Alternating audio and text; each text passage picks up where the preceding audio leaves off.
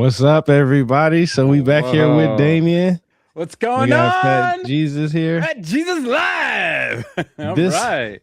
this live is going to be interesting, especially for me, just because of the simple fact that we're going to be talking about pre-creation. That right there is very interesting because of the simple fact that I was just reading something about that, That's the man. about the before the pre, like things that happened before the creation. I actually read it from Dolores Cannon. I don't know. Do you know who that is, Damien? No, I don't. Yeah, so she's like this regret hypnotist who went around the world, and she would hypnotize people to a regression state to where they did their past life. So they would talk about their past lives, and she has some interesting people. I mean, she says she's done thousands, but only a handful of people gave her some really good, interesting information, such as like being like with Jesus and stuff, walking with Jesus, Nostradamus, and so many different people. And it's interesting because she talks about when she hypnotized these people in their regression state, she would ask them, what happened before the creation, just like the last chapter that I just read in one of the books. I can't remember what book I'm on because she has like 15. She asked one of them about the Big Bang Theory, and they said that was a part of a creation that was already from a creation. So obviously, this subject right here is going to be interesting to me because I always talk about the Big Bang. I'll just give a quick did you know for a Big Bang. The Big Bang it came about because this gentleman named Georgie Lamontre, he was a guy that came up with what's called the primordial atom, and it's basically the universe being created because of an explosion, basically, one spot. And it was just a theory that he came up with. Then a counterpart came in named Fred Hoyle, who was trying to make a Catholic priest? I don't know exactly. He was like. I mean, if you're looking it up, I don't know. I don't know. So I just know Georgie Lamontre. He's the Big Bang primordial atom. I don't know if I know he's. I know he was religious. Yeah, he was the main, but everybody respected him as a scientist. No, they didn't. That's what I'm trying to say. Oh, really? Nobody respected that man. Like that's what I'm trying to say is that Foyle, his counterpart, he actually came up with the term Big Bang. He actually came up with the Big Bang, trying to dismiss it, and he did it on the BBC radio or television show. I can't remember which one. Oh, you mean later? Oh, okay, more modern day. So. No, this is the same time frame. This is the same time frame. Fred Hoyle and George Lamontre was at the same time frame. Fred Hoyle is the guy that actually came up with the Big Bang, trying to make George Lamontre look stupid. He came up with his own theory. Even Albert Einstein didn't like George Lamontre's theory. So that's just a fun fact about the Big Bang Theory, that it's just basically somebody trying to dismiss somebody else's work. In 1927, yeah. No, I think this happened in 1952. 1950 or 51 or 52, something like that. It was on the BBC radio, or it could have been 49. Later on. I mean, it's saying groundbreaking idea in 1927, which was later dubbed the hypothesis of primeval atom or the cosmic. Oh, you're talking about the primordial atom. Yeah, that's when George Lamontre wrote his little thesis paper on it. Yep. It was not quite famous, though, because, I mean, most people were quite religious at the time, right? Yeah, that's what I'm saying. Nobody respected that dude. But that's just a quick, did you know fact about Big Bang Theory. He was a Belgian Catholic priest, mathematician, and astrophysicist. Priests are not just priests; they actually have jobs. Some of them have jobs. They're teachers or scientists or even medical doctors, and then they turn to priesthood. Some are police officers, and then they turn to priesthood. Some have backstories. So not all of them are just strictly priest. So, well, the stuff I'm going to talk about is pre-creation and mythology, and not any scientific theories at all. Yep. Other than I'm going to bring in an ethnographic study when I talk about how 60 different tribes that are hunter-gatherers around the world arrange their stories of day and night, just to understand the facts. So I don't believe in afterlives or gods or spirits or souls. Why not? I'm an atheist, and there's a whole bunch of stories about how that happened in school. I used to be Christian, but in college, I was going to be a Christian, like a counselor or whatever. But I ended up reading stuff of different religions, and also archaeology and science, and a class called Understanding the Bible. And halfway through the class, Understanding the Bible, I became atheist. When they got to the place of talking about Satan, Lucifer, the devil, the serpent, where in a sense could be explained as different beings with different natures and different ways of interacting with God, I was done. I literally, like some people go become agnostic and not sure. I just 100% stopped believing in God. Yeah. I didn't know anything else. I didn't believe atheists. I didn't know other atheist people. And a lot of the ways I do things, if you see how I teach, is almost nothing to do with how other atheists act or teach or think. Just because I'm trying to be different. It's just because my influence had nothing to do with outside and was all about like me. Like Tyrone, my goal was to I want to know the truth. It was a desire to search. And that's also why I've done so much research into archaeology and culture of the entire world, and languages of the entire world, and DNA of the entire world, and religions of the entire world. Was really, I wanted to understand for myself. And then once I understood and started to feel things, I mainly agree with archaeologists. I mainly agree with historians.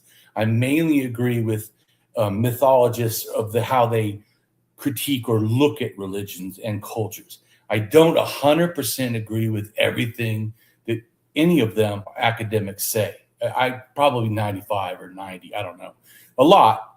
But there's areas where I look at stuff and go, wait a minute, that's not what I feel I'm seeing. So I have my own thing, and it's not, I don't ever try to do it as an attack. It's just, this is what I see. Just like the mythology, right? So last time we talked about the mythology database, and I like that a lot. And I agree with a lot of the stuff that's in there, not 100%. There's one of the biggest ones I don't, in a sense, agree with is the emergence mythology. Emergence mythology, I feel, is too broad. It's like they group every single thing together that I don't feel inherently is justified. You made a label that's so big, it pretty much covers too much stuff. Because they'll say, if humans coming from the underground is emergence. And I go, okay, great, I can agree with that. Humans coming out of a hole in a tree. Humans coming out of rocks. Humans coming out of plants. Humans coming out of reeds. From the underworld, from the above world. And I'm like, okay, wait a minute. Does it just mean anything? Because I feel like, to me, if we're going to, what I'm trying to say is the same thing where I feel like sometimes people go, well, there's pyramids everywhere, so they must all be related to everything. Well, that's absolutely ridiculous. And I feel the same thing of looking at mythology. I do want to see if there's true connections. Like we were talking about before the show, how a lot of people don't know that the Greeks are influenced from the Middle East and from Egypt, a lot more than they want to admit. A lot of people think just because the language is Proto-Indo-European and some of Greek is Proto-Indo-European religion related, that somehow that means that is all it is. And that completely is inaccurate. And so I do want to understand where things come from, how they were influenced, and in an accurate way, not just guess or just assume. Just like a lot of people wonder why Romans took so much from the Greeks. It's not they traveled over to Greek and took their stuff. It's the exact opposite. Greeks went over and conquered southern Italy, and then, of course, were directly interacting with the people that later became Romans. So, but that's the kind of stuff I like. I like to know, like, what can we kind of prove, or what is the most reasonable thing? I don't like when things are huge jumps out of the thing, but I do not like when we also do the exact opposite. I hear sometimes academics will say the reason people built pyramids is because stacking rocks is an easy thing to do in a pyramid shape. I go, I know. That doesn't explain why they wanted to stack rocks to begin with. No. When we Yeah, know, you- like I said yeah. before, that, and I almost never hear people talk about it, is the Mount of Creation. Why did the Egyptians do it? They literally say the Mount of Creation. That relates to what it's actually in the thing I have today. That relates to this also, because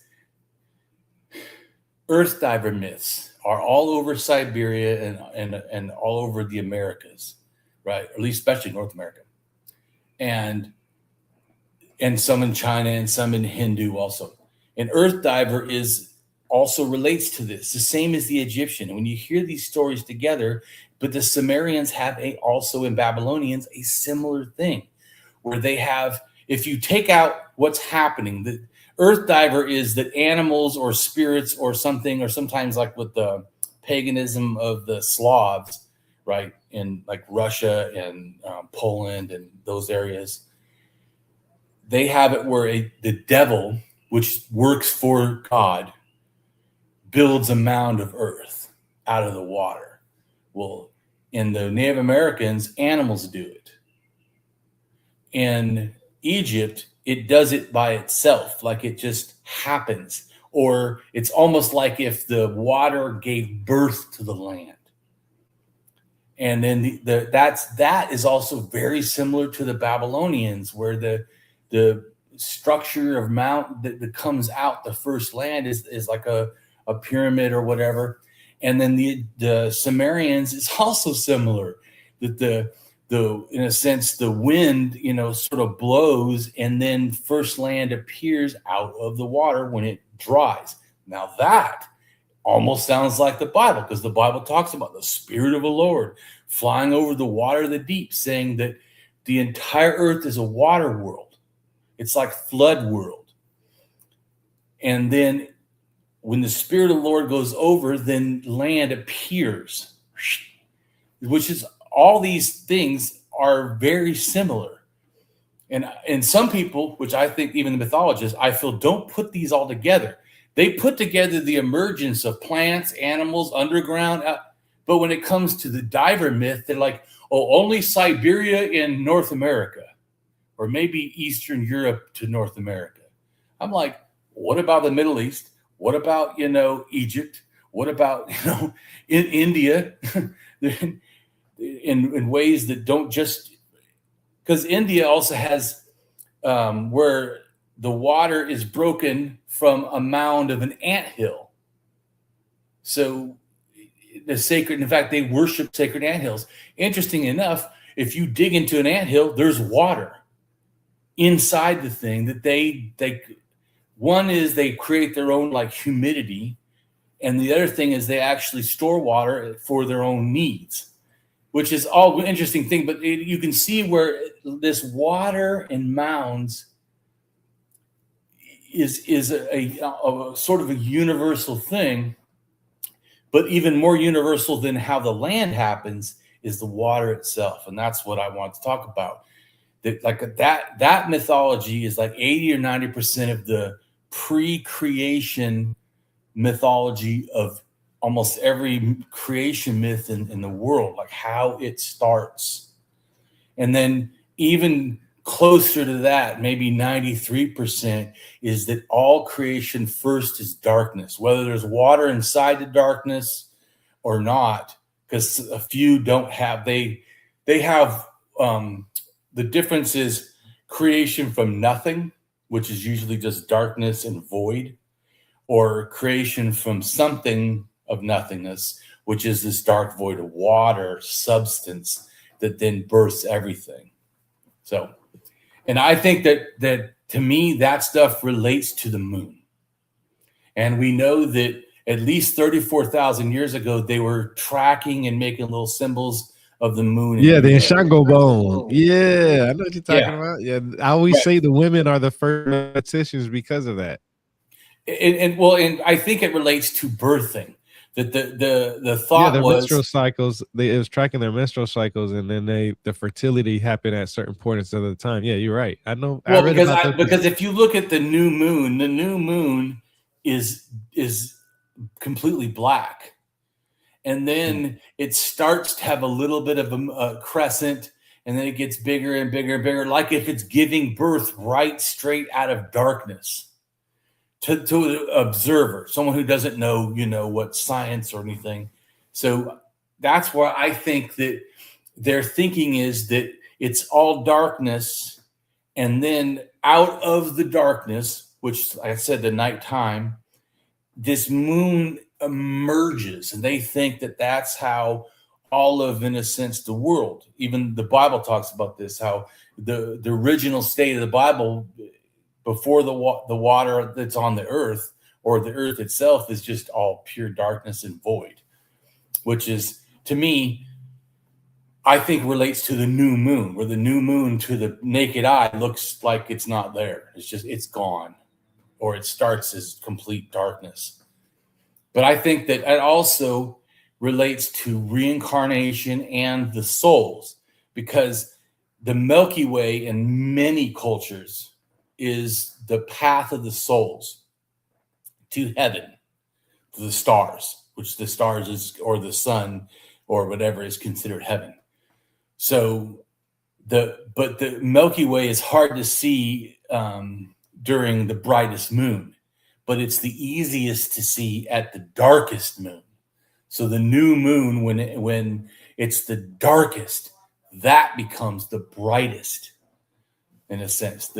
So you can see, to me at least, I feel there's a connection to how the moon's phases relates to the Milky Way, and then the afterlife, and then because it's just every cycle, like people say, like how used to say, like in America, is how many moons ago, because the moon is born, dies, born, dies, born, dies, to them. I mean, we know that that's not what's really happening, but to ancient people, that's why I said that what I used to feel, because there's like some atheists that feel that religion was being made because of fear of like the natural world or whatever. No, I think that the original stuff, because of how the myths seem to be, it's almost like they're trying, like a scientist sort of. You look at the natural world and then you try to explain what's happening or figure it out. So that's a bigger, thing than just seeing it. Is it messing up? I don't hear you. We can't hear you. The audio was good. The audio was good. It's just the video was just Okay. choppy, but it was okay. So yeah, all right. So I don't know. So anyways, I'm just saying. Jesus, is the audio good for you? Oh yeah, I can hear. Okay, yeah. So yeah, you're good. All right, that's great. So I was just giving you like the background to understand. So we're gonna go to the paper that I did, and I'll go ahead and I wonder if I can share it.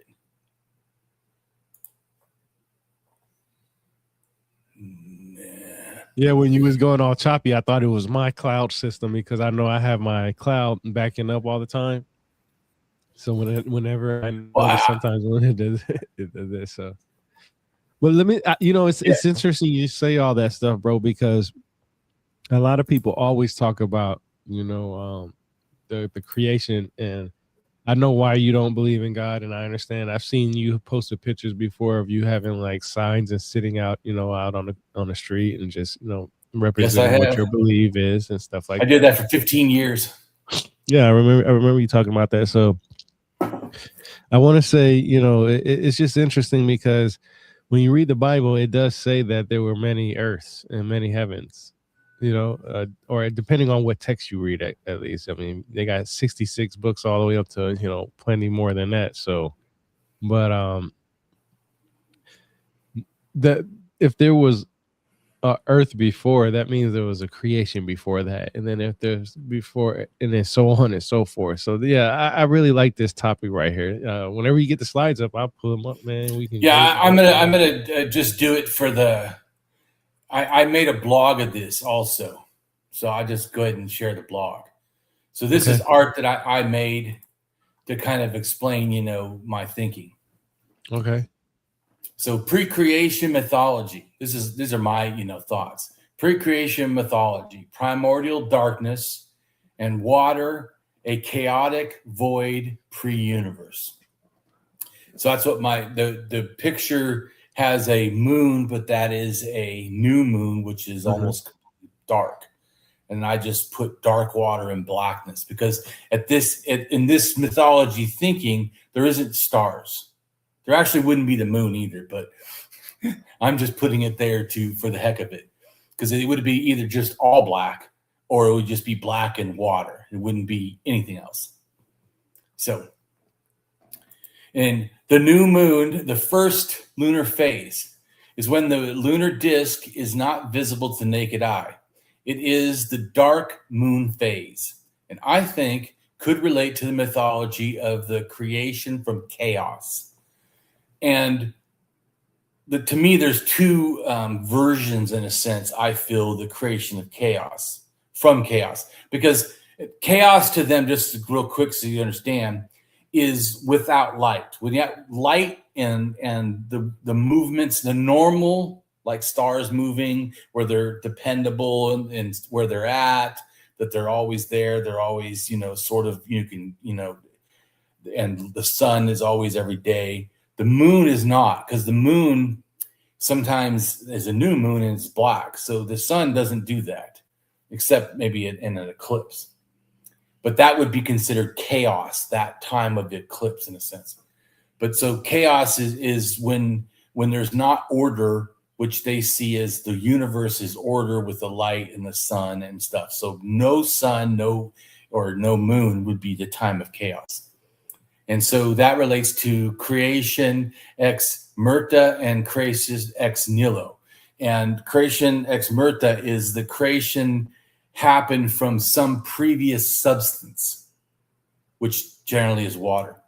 Creation ex nihilo is darkness and void, generally without water. But the problem with that is some of the stories that kind of sound like that also kind of mention water in some form.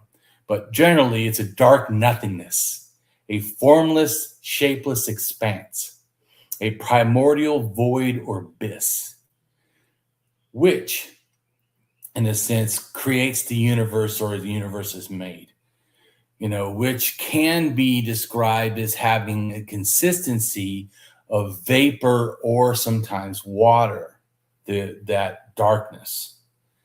Then sometimes it's also primordial waters that fill the entire universe. And when it does that, often it's considered a cosmic sea or ocean. Or sometimes also, like in South Africa with the Zulu, it's a primordial swamp. And also sometimes it's considered to be like muddy, like the beginning. So to me, this is important to understand. Did they call it the grandmother moon?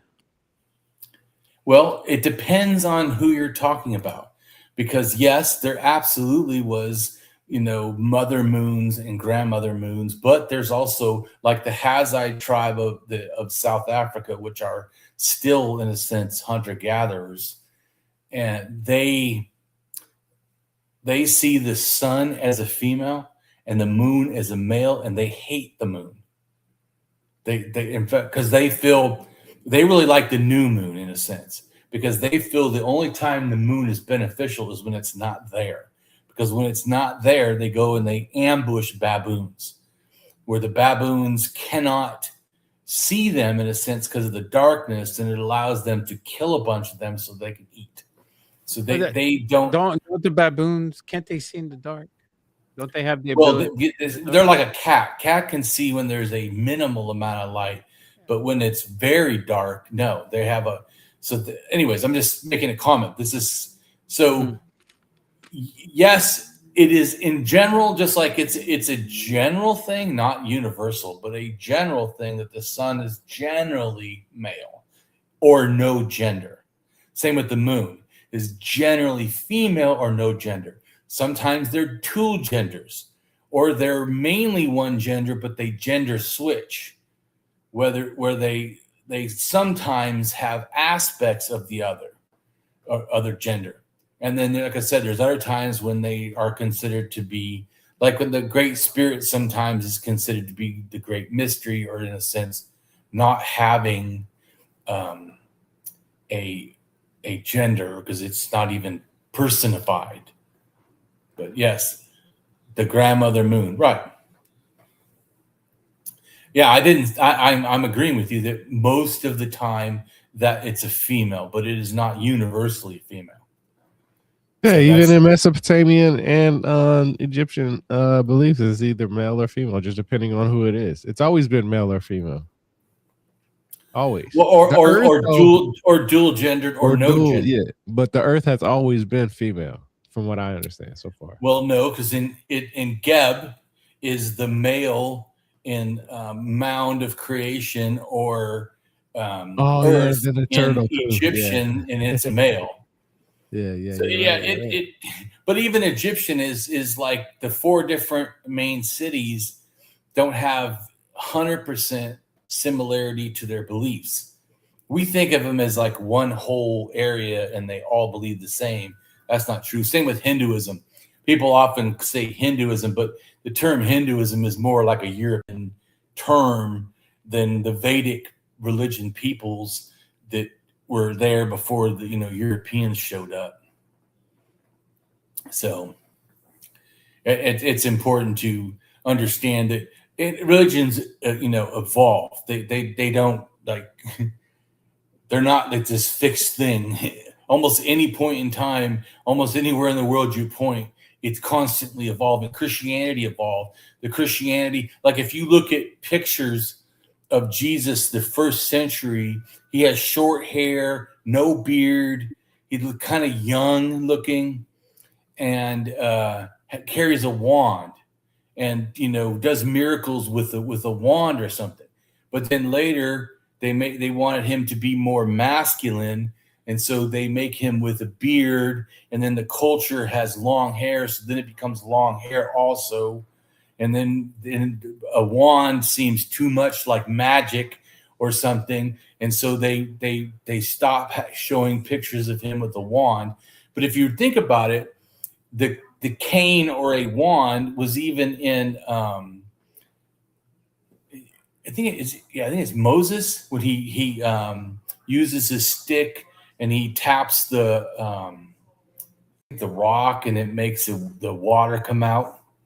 He's using it like a wand. You ding, you do something, magic happens because of the stick touching it. But anyways, so I mean, my point is, I'm saying things constantly change, and so. But what I try to do is to figure out, if we can look at all these myths and see similarities that show deeper, older connections. That's something that interests me.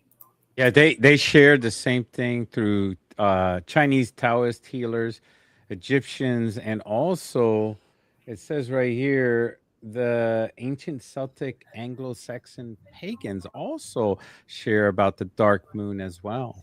It's like that's a thing around the world. It's not just one culture in Oh one yeah. section of the world. This is like a worldwide event that they really believe in this. Even indigenous people as well, they have this belief as well. And how does everybody around the world, and this is the thing that strikes people, how does everybody around the world communicate back then to believe this, or this was natural, built in inside their head, in their dome here, in their mind, to believe this? Was Well, this I would say. already pre-recorded?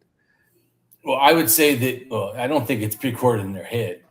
I think that there's two things that happen. One is that people move. And when they move, they take their brains with them. So if they had pre-existing beliefs and go to a new area, they take it with them. The other thing is that environment alone changes even pre-existing beliefs. So even if you have, like, say, if you have a belief in volcanoes and you go to somewhere that's a flat desert, you may still keep a mountain belief, sort of, but you're probably going to look for some hill or something in the area and probably don't have the fire belief anymore. It's going to change, because, and Yeah. you could see this happen like in Egypt. If you got a lot of rain, you got a rain god. If you got a lot of fire, right. If you have a desert, god. Right. Yeah. So things. So yes, it's. You're in the desert. You got the sun god. Well, yeah, it becomes a different focus. You may care about the moon too, because most people that travel care about the moon. Most people that are fixed in one area and need agriculture care about the sun. So there is a connection also to environment affecting what religion. Because let's just say 4 or 5 different ideas could come by. The one that sticks with you is going to relate somewhat to your environment more than just. Because even like, say, Christianity or Islam or Buddhism, when it goes to different areas and they have sort of different needs, it changes. The Buddhism in India is different than the Buddhism in Japan. It's not like 100%. And a Buddhism that went down to, the what's it called? Indonesia, which later became, Islamic, but the stuff that went down there was also different. So, because and then also what happens is even if you have a pre-existing belief that moves, they that already went before had pre-existing beliefs that then mixes with, like the Greeks. You have all these sources coming in, and then they have their pre-existing one. They try to kind of fit it into what they already kind of believe. So did the Greeks have multiple religions, multiple beliefs, or did they have like I mean, I don't know if you know, so I'm just asking. Was there like a main religion for the Greeks, or it was a bunch of multiple religions? I assume there were multiple religions, but maybe you know more. Well, I mean, so whenever you talk about, like I said, about like say even the Egyptian religion or even Sumerian religion was broken up into city-states that had their own city-state god. So the same thing is sort of the case in most areas. Like I was saying, yes, they did generally have a grouped religion. Certainly under the state itself, the state religion is always, in a sense, whether it's Egypt, the state religion of Egypt, or the state religion of Rome, or the state religion of Greek, or the state religion, interesting, in Babylon or something. They're going to have China has a state religion. Yes, the state religion of China is going to be different because they're saying don't be shamans, where the people in the outside areas are like, yeah, I'm going to be shaman anyways. So, I mean, and the same thing even with the Bible, that if you look at when Israel became, in a sense, a state power, the scholars are writing the Bible, but the people in the outside areas still are practicing at least one more God, and have God has a wife, where that's not really in the Bible per se. The people. So So you're correct to understand that there kind of is a group religion that everybody kind of shares, but yes, almost always there was always people who had their own thing.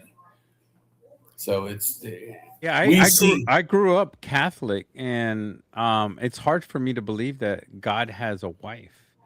Whenever I hear that, it's kind of like a red flag for me because I was indoctrinated into that religion. So if somebody has a God that has a wife and having children, to me already, to me, I'm thinking, well, that God sounds human, So that's what I'm thinking right off the bat. Well, it just depends on how you're culturally done. But anyways, going back to the stuff that for my talk. So, like I said, I was going to read you the thing about how the daytime and nighttime is different in hunting-gatherer cultures to understand where this idea could have come from. So day talk, they did a research, and day talk is centered on practicalities and sanctioning, in a sense, gossip, where the night firelight activities centered on conversations that invoke imagination. Night activities steer away from the tensions of the day to singing, dancing, and religious ceremonies and enthralling stories. for 60 hunter-gatherer societies, so they studied not just one, there is a mention of ceremonies held by firelight involving song, dance for celebration, healing, imagination, mourning, fertility, and other purposes. Song and dance bonds grouped through rhythm and, in a sense, in many cases, altered states of consciousness. Because, like, too, if you dance for a long time, you can like, you know, start feeling altered state of consciousness, even if you don't take like drugs. And just like when they run a lot, they feel like the runner's high or whatever. So nighttime was a prime time for the entrance of imaginary worlds of the supernatural. So if you already understand that how cultures think in general, that the nighttime is when magic is happening, and then the nighttime is when you're looking at the stars that are not there during the day, and the moon that's doing all this unique stuff that the sun doesn't exactly do, you can see how these things would be put together.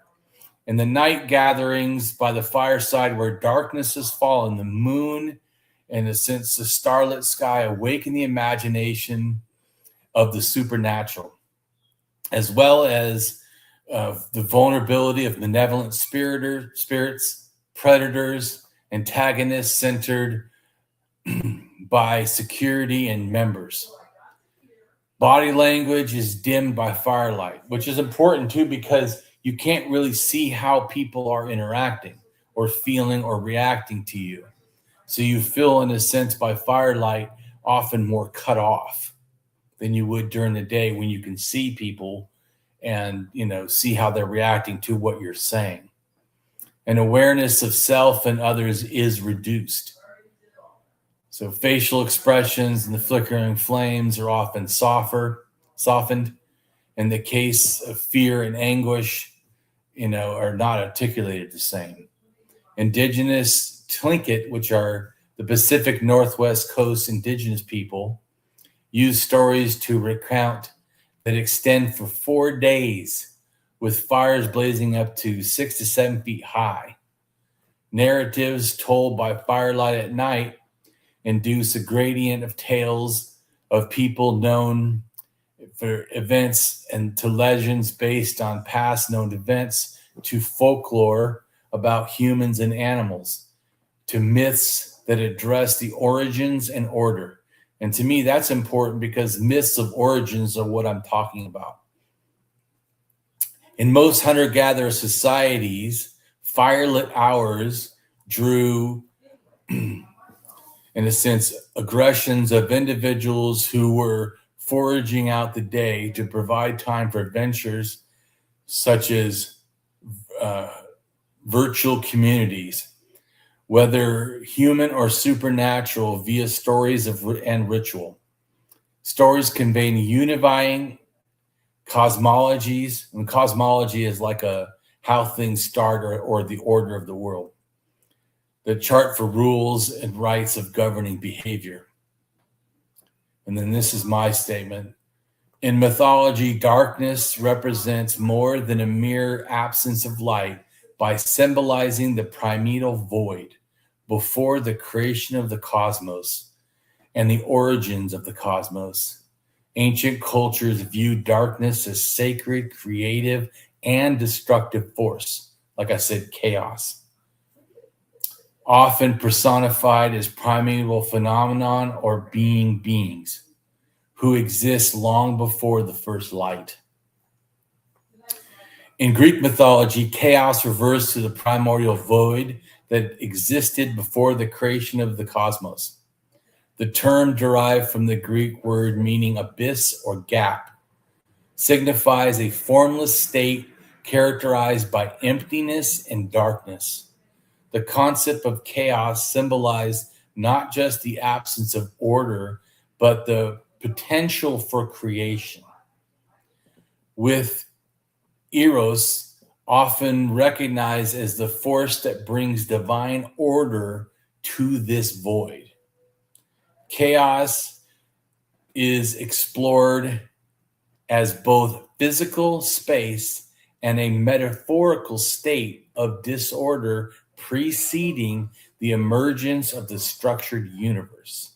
And when they mean structured universe, like I was trying to say before, how the sun always follows the same path, how the stars are always in the same spot, and sort of, where you could, like the Big Dipper or whatever, even though they move around a little bit, there's an order to even how they move. You can predict it.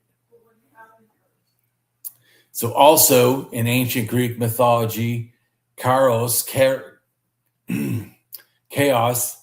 as the first primordial god to emerge at the dawn of creation. And it was the first primordial god.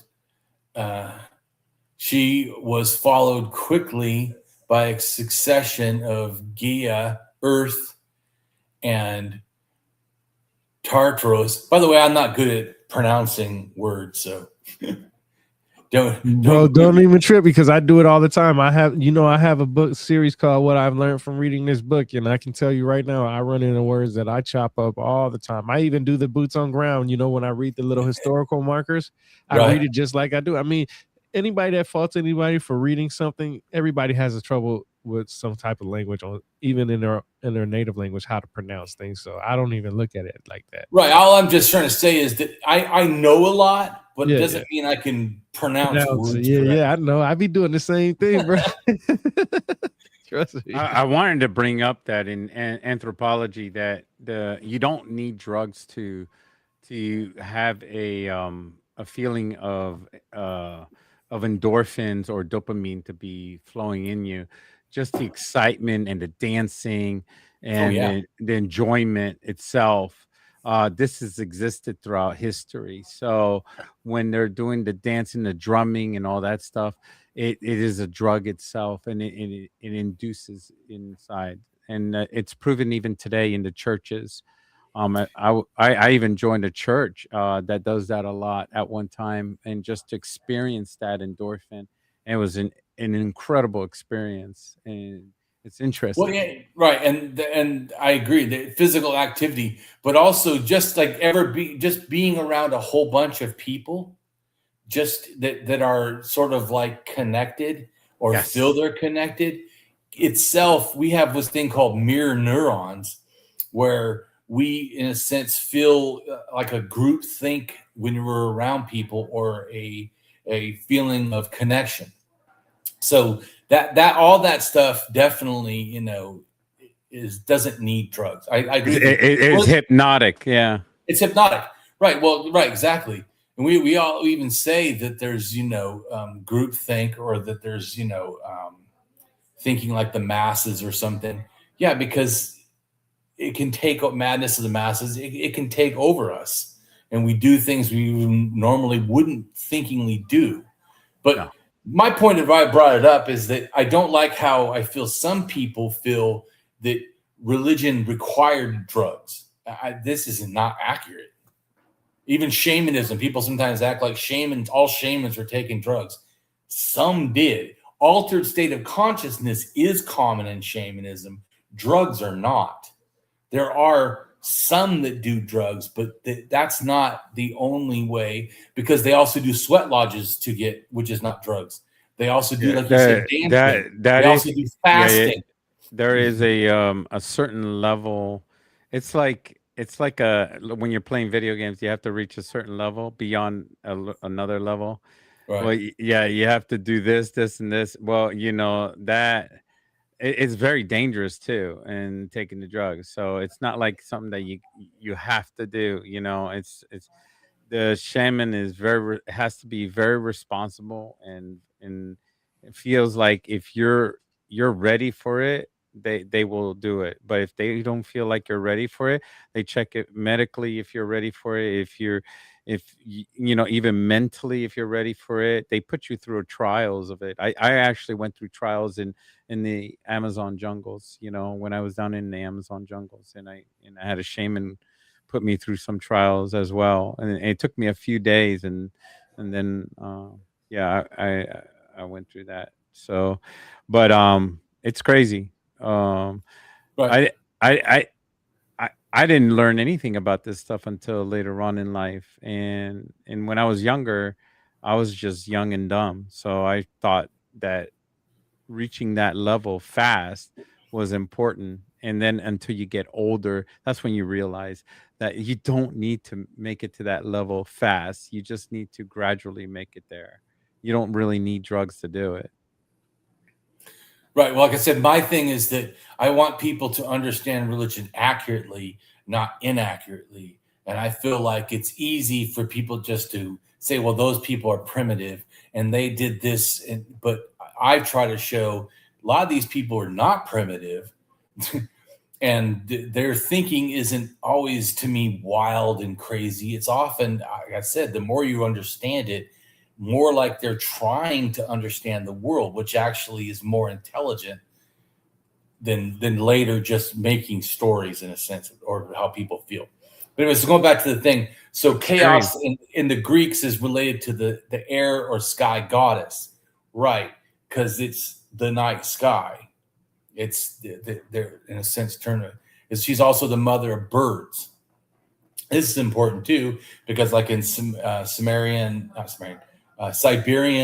and Eastern Europe, birds are considered often to be traveling the path of the Milky Way, and often carry spirits with them, like the Valkyrie, which is the more Nordic, or Viking stuff. But so for the Greeks, though, the earth was the mother of the land animals, and then the goddess, in a sense, of the sea was the mother of fish. But anyways, chaos was the lower atmosphere which surrounds the earth, both in invisible air and the gloom or fog or mist. And see, this, like I was telling you, that the night sky, or the sky above the earth, right, which that's when you look at the night sky, and relating to the pre-creation, is sometimes considered darkness and empty, but like it says here, the gloom of fog or mist. So the invisible air still isn't substanceless in a sense. Even though, like I said, sometimes how they explain it, the everything came from nothing. It's nothing, sort of, like, because it's not. So my point is, sometimes it's water, which is a distinctly a substance, where they see mist or fog as kind of like in between, not really exactly, or vapors, not really exactly water, but not really 100% nothing. Just to help you understand, that's why I'm adding this. So chaos, in a sense, means the gap or chasm, being the space between heaven and earth, which often relates to, which I'm not going to talk about, but which the Bible does talk about, but other Near Eastern mythology also, and Egypt, talk about, which is the firmament, that thing, the bubble of air or whatever, that holds the space water, above the earth. That tend to make a comeback, didn't it? Now that we're back in 2026, a lot of people are starting to advertise the firmament, and that the earth isn't round, right? Yeah, well, because the earth being flat and the firmament went together, and the water of the space and the water in the earth and the water below, because the firmament doesn't, in other words, some people just see that, like a lot of times, like a picture, they'll show the firmament on a picture is like the flat earth and then a dome over it, when the real conception wasn't that. So I'll share a picture. It's wild because they look into the night sky and every planet is round, but Earth. Yeah. For them. That shows that the logic is not real. Yeah, I brought that up one time to some guy, and he said to me, "This is no shit. This is what he said to me. He said, you don't build a house from the roof down." And I was like, "What does that have to do with, with every planet out there supposedly being round, and Earth is just flat. Squinting at that, I'm like, what the hell? So this right here is showing the Bible cosmology, or the Bible understanding or explanation of how the earth and the rest of the universe, in a sense, was, because it relates to what I'm talking about. It also relates to, like, when some people talk about the Anunnaki being from water, this is explaining sort of also similar to the Sumerian stuff, what it means. Because if you notice, the water is around the whole thing. So in other words, the flat earth is floating in the celestial water or celestial ocean. But it itself, the firmament, is where you see the sun, the moon, the stars, the clouds. That stuff is inside the firmament. And then the shoal often could be considered Abzu, in a sense, for the Sumerians, more than the great deep. The great deep would be something almost different. But shoal is taken, in a sense, from the sort of Sumerian idea of the inner sea. Because Abzu, which relates to the Anunnaki, which would be kind of like shoal, is like the subterranean water, meaning the water inside the thing that is the earth. Why is flat Earth so difficult? It's so much more difficult in belief than around Earth. I'm going to be straight up with you, because I don't believe it. Think about it. Yeah, but just the thought is so much harder. I mean, it's like getting on a treadmill and putting it on extremely hard and not be able to complete the task. It's the same thing with flat Earth. It's like you're not able to complete the task with the whole idea of flat Earth. There's just so many unanswered questions. But when you have round Earth, it's like, okay, this makes sense. Well, I'll tell you what, before we go from that subject, I have a book about that, actually. So we'll go over that in the future. I actually have a book that goes over with scientific data on why the earth is flat and not round. I'm not saying I'm a flat earther or anything, but like I said, I've read many books, and when I have these questions, I look for these answers, and I found the answer. So we'll go over that in the future. But we'll go over that in the future. If you got scientific proof of flat Earth, that means science is flawed. No, hold up.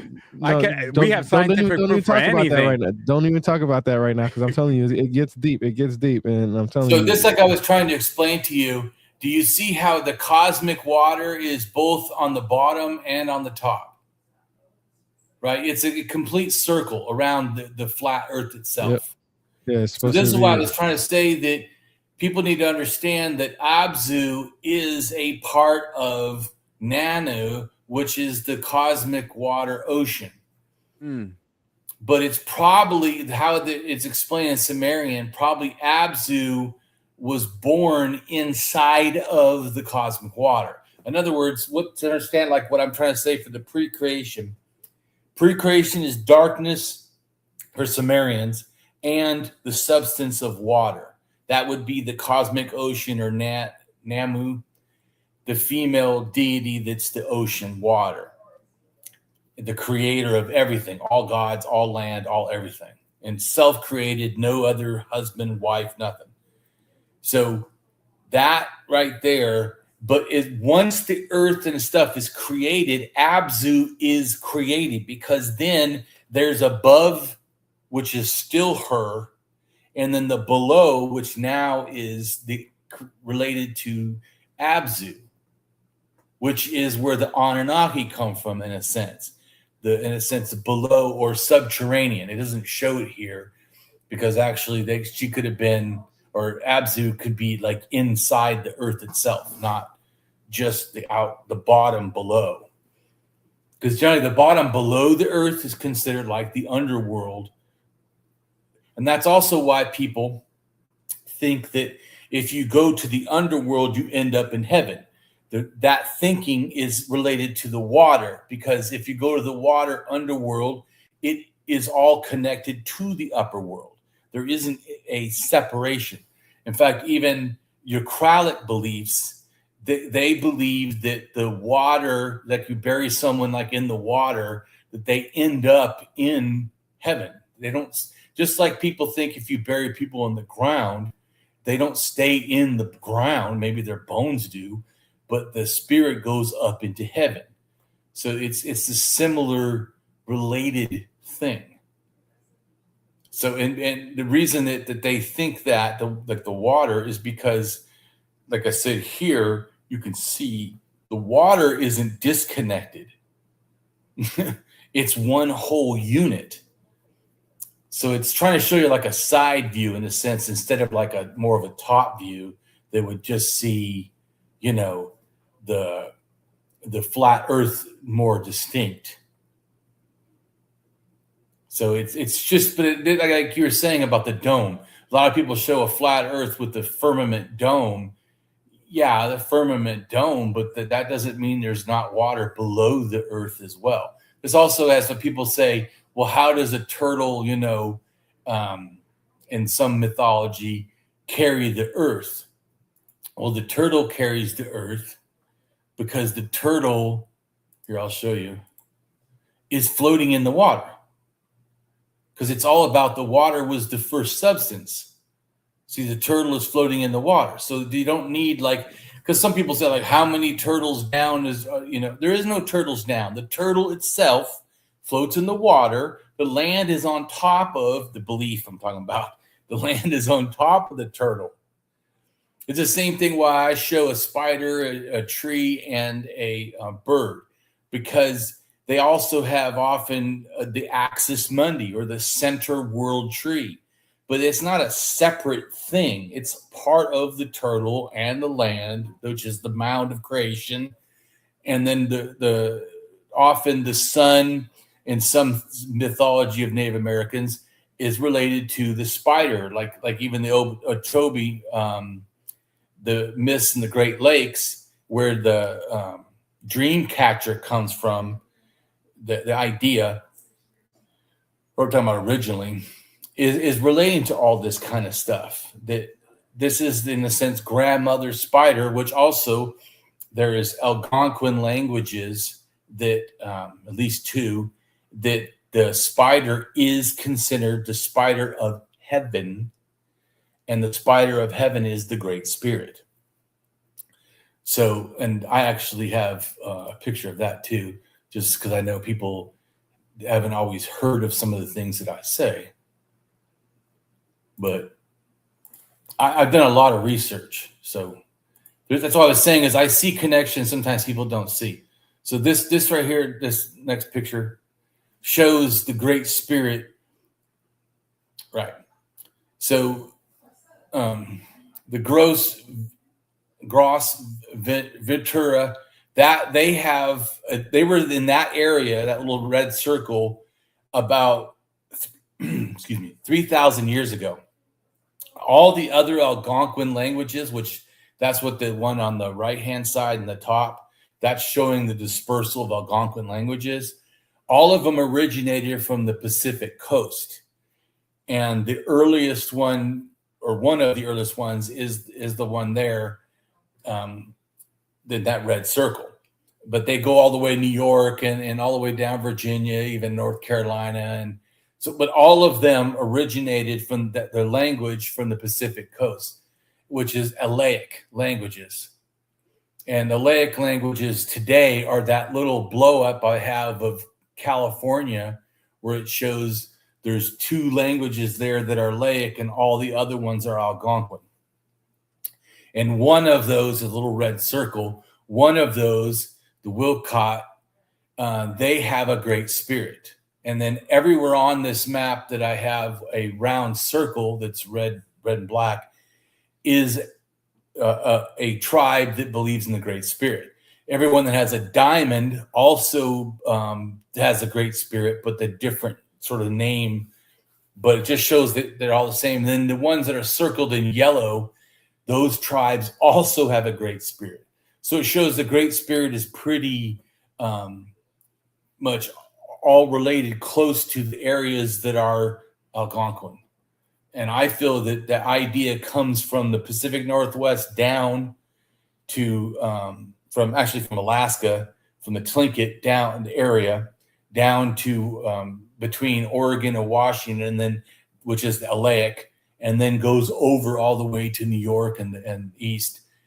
And that is all those Algonquin languages, and almost everywhere they go, every group, which I show a breakdown in the bottom left-hand side of Algonquin languages, and show those red things are showing how many groups have a Great Spirit. Anyways, just to show that which is my thinking is that religion is a cultural product, and it moved in cultural migrations. And so that's what I see in a sense. And that's what I'm trying to show, is that when you look at how the ideas present themselves, you can tell that they've been moved around. So go ahead and add the blog back. Yeah. So anyways, so moreover, the ancient Greeks' primordial deity represents the personification of darkness, particularly associated with shadowy realm of death in the underworld. Once again, because it relates in a sense that darkness, the nighttime, and the water relates also to the underworld, because it's both the above and then below. And Greek cosmology, darkness was often linked with the afterlife, where the souls journeyed into the depths of the underworld. Okay. A place, what's that? No, I was saying the map that you showed earlier, was that that was before Europeans came to the Americas? Well, the map I showed is once I don't know exactly what their beliefs 100% were before Europeans came. They didn't have writing. All of those things are showing when the Americans or Europeans, it wasn't just Americans, but the Europeans showed up, and they categorized what groups were believing what things.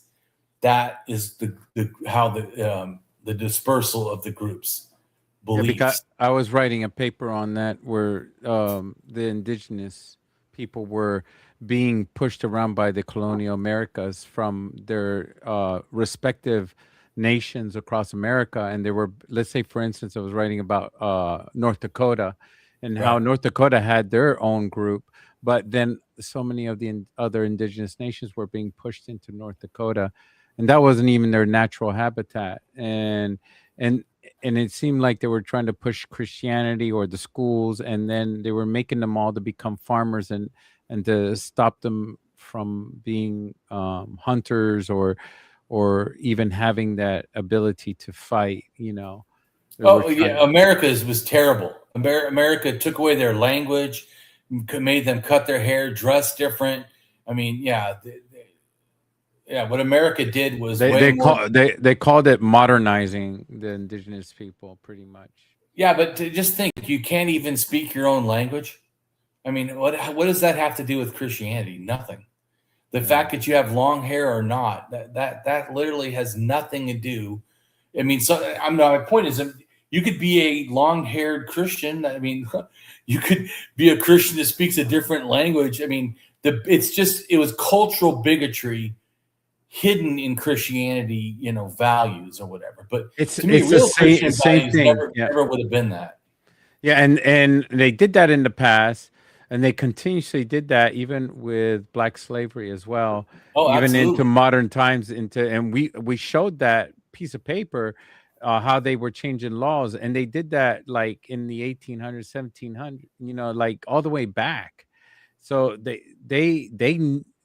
and I'm not saying white people in specifically. I'm talking about people with knowledge in how to make laws that would work for themselves, so that they can have control over minorities or people they would call savages, so that they can have slaves, or be in control of people so they can have land for themselves. Well, yeah, but I do see it as largely a white problem. That certainly is more of the case than it is that. Well, it's a culturally because it's passed down from generation to generation. It's taught. Yeah. But I'm saying it is more largely a white problem than it is an indigenous problem, or even, like you said, people that are not whites. People that were not whites did not go around and force everybody. But then again, depends on what you mean, because like the Romans, even though they went around, they didn't have the exact same thing of forcing other people to learn only their stuff. So I mean, it's more of an imperialism, you know. They took over the countries like by force. They killed everybody. Right, but I'm saying is right, because but I'm just saying it's a white problem, but a certain time and a certain behavior. It wasn't like that was always what all white people did. Even the Vikings didn't take away everybody's culture. So I'm just that's a new thing, because it has to do with wanting to be superior, which I feel the Romans call it conquering. Yeah, but even when they conquered, they allowed Romans took. What I'm saying is that they called it conquering because they made the rules and regulations, so they made the definition matter. You know what I'm saying? Like they called it conquering because they're the victors. But if they were the losers, it wouldn't be called conquering.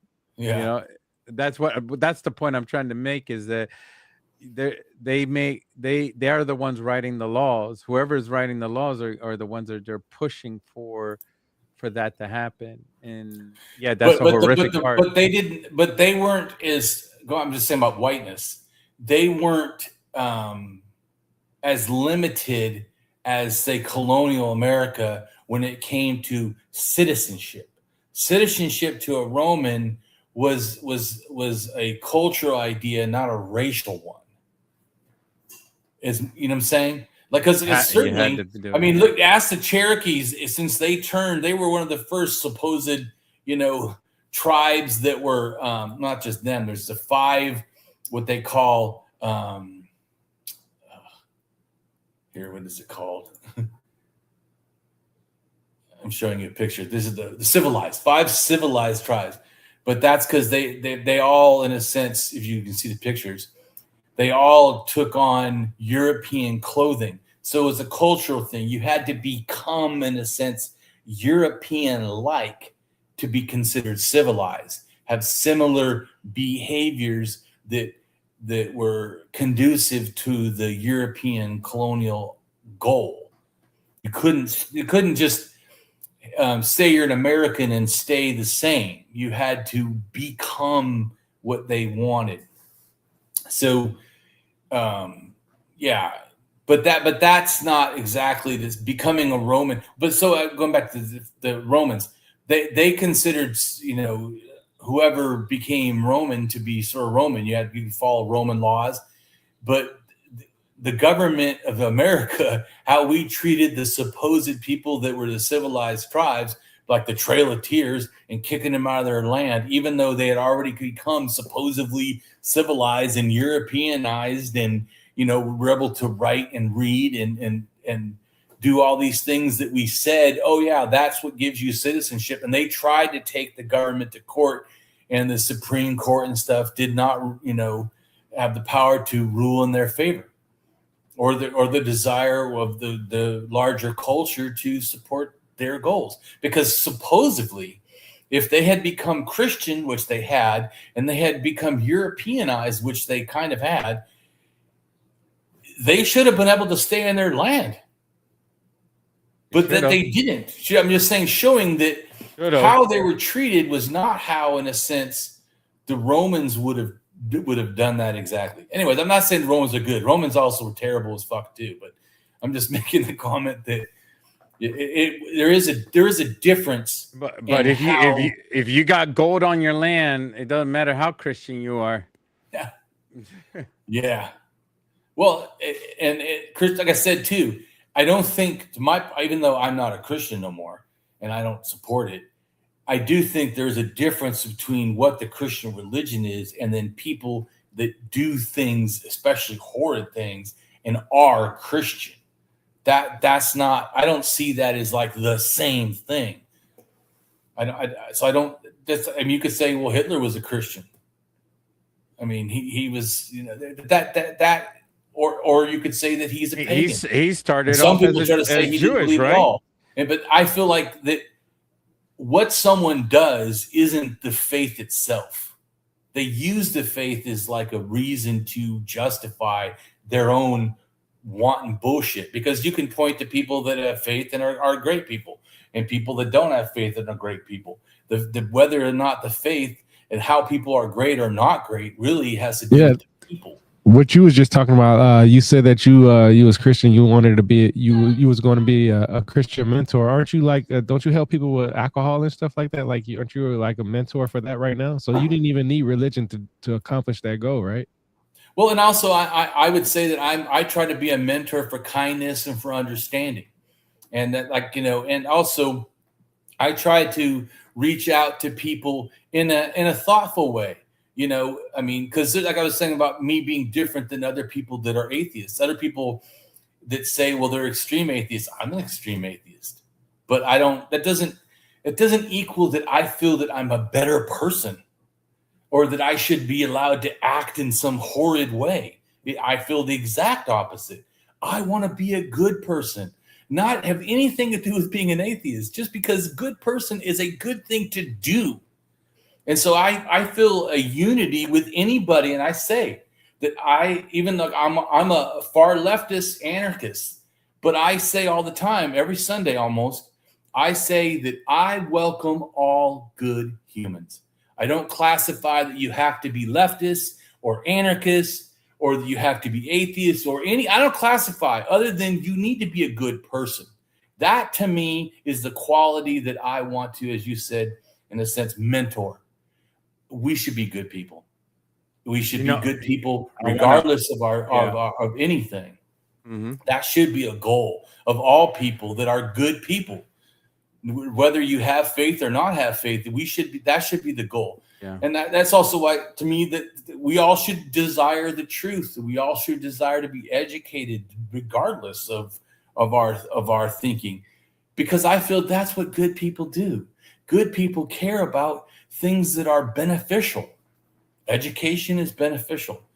And so that's also why I guess I try hard to explain the religions in a non-offensive way, in a sense, because the best way to understand something is not through like going to George Carlin and hearing people tell, mean jokes about it, but to actually do research. And when you go to a college course or something, they're not going to be throwing in jokes and saying mean stuff or whatever. They're going to help you understand. The best thing to me is that I believe in people's ability to reason. That means it is not my goal to teach you to think a certain way. My goal is to help you learn how to think, just to think in general, to reason, to assess what's coming in. Because I'm also willing to, and I have also been wrong. I'm willing to be shown wrong because I have reason. And reason tells me I'm not universally, some arbiter of never-ending truth. The truth sometimes is a vantage point away from losing credibility when you find other reason and evidence to, relate to. And that's my goal, is to help people think and help people know what the truth is so that you can think. And so anyways, going on from this stuff, we're talking about the Greeks, right? And then we're going to now talk about the Bible. The concept of light and dark holds profound symbolic and theological significance across various religion traditions, uses metaphors of creation, morality, and the nature of existence. In Judeo-Christian, which is in a sense Jewish-related Christianity, the first creation narrative begins with a void, which is like I talk about void and darkness, because it was also lightless, described as formless and empty, over which darkness was over the surface of the deep. And so when it's talking about the surface of the deep, it's talking about the Earth's ocean, like I was talking about. And then the word depths would be used for that too sometimes, right? DEPA. Right, yeah. Yeah. Okay. Yeah. Well, yeah. Well, originally it was not written in English, so yeah. There's a lot of versions of to say this certain thing, but I'm just giving you the general, gist of what they're talking about, because you can hear the similarity. into this void, God introduced light. Of course, this was not the sun, by the way, declaring, let there be light. But light wasn't created in the sun itself, as far as the Bible is concerned, until the fourth day. So this is before that. So, and I'm thinking he could be talking about the moon, or the Bible could be referring to the moon as being born first, or it could be talking about the moon and the stars. Not totally sure, but I'm sure it has something to do with probably that, because the stars maybe not the moon, because later it says sun and moon are made on the fourth day. But I'm just making a comment that when they say the light, it could be something that they're referring to. Anyways, it separates the light from the darkness. And sometimes also, like I was saying to you before, you can see this as the light being non-order and non-chaos, and the darkness being the pre-existing chaos without order. And then the initial act of creation was distinct from the later creation of the celestial bodies of the sun and the moon on the fourth day. In the Sumerian cosmology, the primordial void and original origin of all existence was Namu, the primordial sea and mother of everything. And then that's also with the Babylonians, they call it Tiamat. But the biggest difference between her and Tiamat, even though they're very similar, is Tiamat was more antagonistic sort of monster, or creates monsters, where Namu was more motherly and kind, sort of, anyways, but they're very similar. And they're both relating to the primordial sea, so the same thing. And Abzu was existing within, alongside, and created out of Namu's cosmic ocean. Namu is significant fixture. Namu, where was I at? Oh. Namu is a significant feature in Sumerian cosmology, often referred to as the mother of everything, and known as the goddess of the primordial sea, which, like I said, is actually the night sky, or all of the universe, pre-existing everything else. And then afterwards, it's what everything floats in a sense. She embodies the riverbeds and the fertile marshes of ancient Mesopotamia, showing that she's also both in the sky and on the land. So some people think that she's limited to just the outside water of the firmament, when the firmament is something that happens. So how you'd understand this, why she could be in both places, in a sense, is because when the firmament happened, before it happened, the water would have been laying on the earth itself from the sky. There would have been no separation. Were they related to the planets? I'm having a problem. What the heck? I think your heartbeat is going out, man. Yeah, just your picture just went out. Yeah, but we can still hear you though. Is it back? Yeah, the blog is up. Browser connection was lost for camera for a second. Yeah, your camera's off, but your the blog is still up. And I think the gods are angry at you, bro. Yeah, I don't know. It's a sign. I think it's a sign. Yeah. Yeah, I can still see your blog. Yeah. All right. Well, so going back to the thing, so the Sumerian, yeah. So the mother of the Sumerian goddess is unhappy. We're talking about her. Are they related? I was asking a question. Are they related to the planets? I mean, have they given them planets? Some ancient. You mean at the time that they were talking here? No. Well, first off, to me, planets for Sumerians wouldn't have really been. They thought stuff was basically moving stars, so they didn't. Wonder why my camera's off. That's so freaking weird. Yeah, it just turned that bad boy off. It said, not today. Not today, brother. Not today. There you go. There you go. You're back. All right. Anyways, so yeah, so what they focused on wasn't really the planets themselves. They thought that a lot of that stuff was stars, including like Venus. So Venus is considered to be the morning star. So, Okay. which is they thought was also the sun, or it was what brings the sun up into the sky. So the morning sun and evening sun were not considered to them the sun. That's that's because they didn't, like I said. So when they didn't understand planets as in like separate places that land was on or something. They saw the world a lot differently cosmologically. Now, when you get to the Greeks, for sure, they started understanding stuff or calling things, and the Babylonians too, because that's more when you get astrology, where they're really trying to figure stuff out more. The origin probably starts in Samaria, the astrology ideas, because they're caring about what the moon and the sun are doing and about the sky and the stars.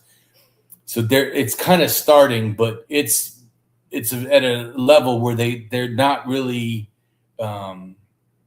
being as much scientific. They're just sort of seeing stuff and trying to figure it out. But anyways, so understanding though that this primordial thing in Mesopotamia was considered the primordial creator, giving birth to the heaven and the earth, as well as humankind. But see, when heaven and earth were considered almost like yin and yang, how it's mixed together, how it's like one circle, that's more of a better understanding of how they saw heaven and earth, because heaven and earth to them at first wasn't separated. It was together.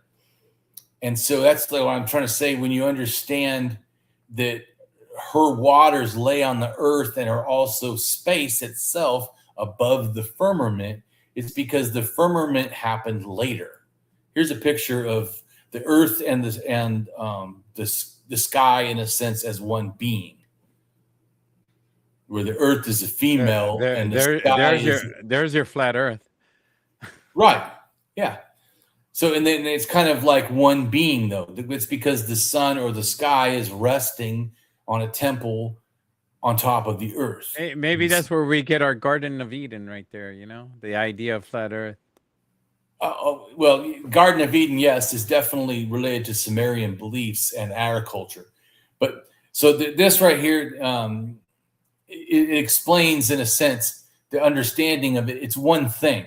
So when the firmament happens, is it pushes. So in other words, the old belief is the water of space was laying on the earth, and then it took an air bubble, or the god air, or like in the Bible, the god is the wind or breath, makes the firmament. Similar beliefs.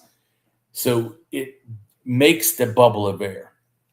So the bubble of air is only, or the firmament is only on the flat earth itself, and not inherently, on, which I'll show you a picture, but is not, all around. It's not like a bubble around the earth. Like here's a picture of the flat earth with an air bubble just above it. So that's the firmament, in a sense. So that's the belief, but everything that is, in a sense, floating in would have been considered water. We got the sun rolling around on a bubble. Looks like a marble.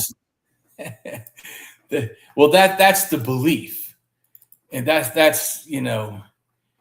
but like I said, I think it's cool. I think it's cool, man. If it was real, that would be something wild. Yeah, I wonder what the physics is on that.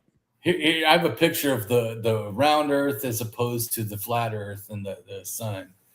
I make a joke that the cat. I just want to know how we're going to get to Mars from here.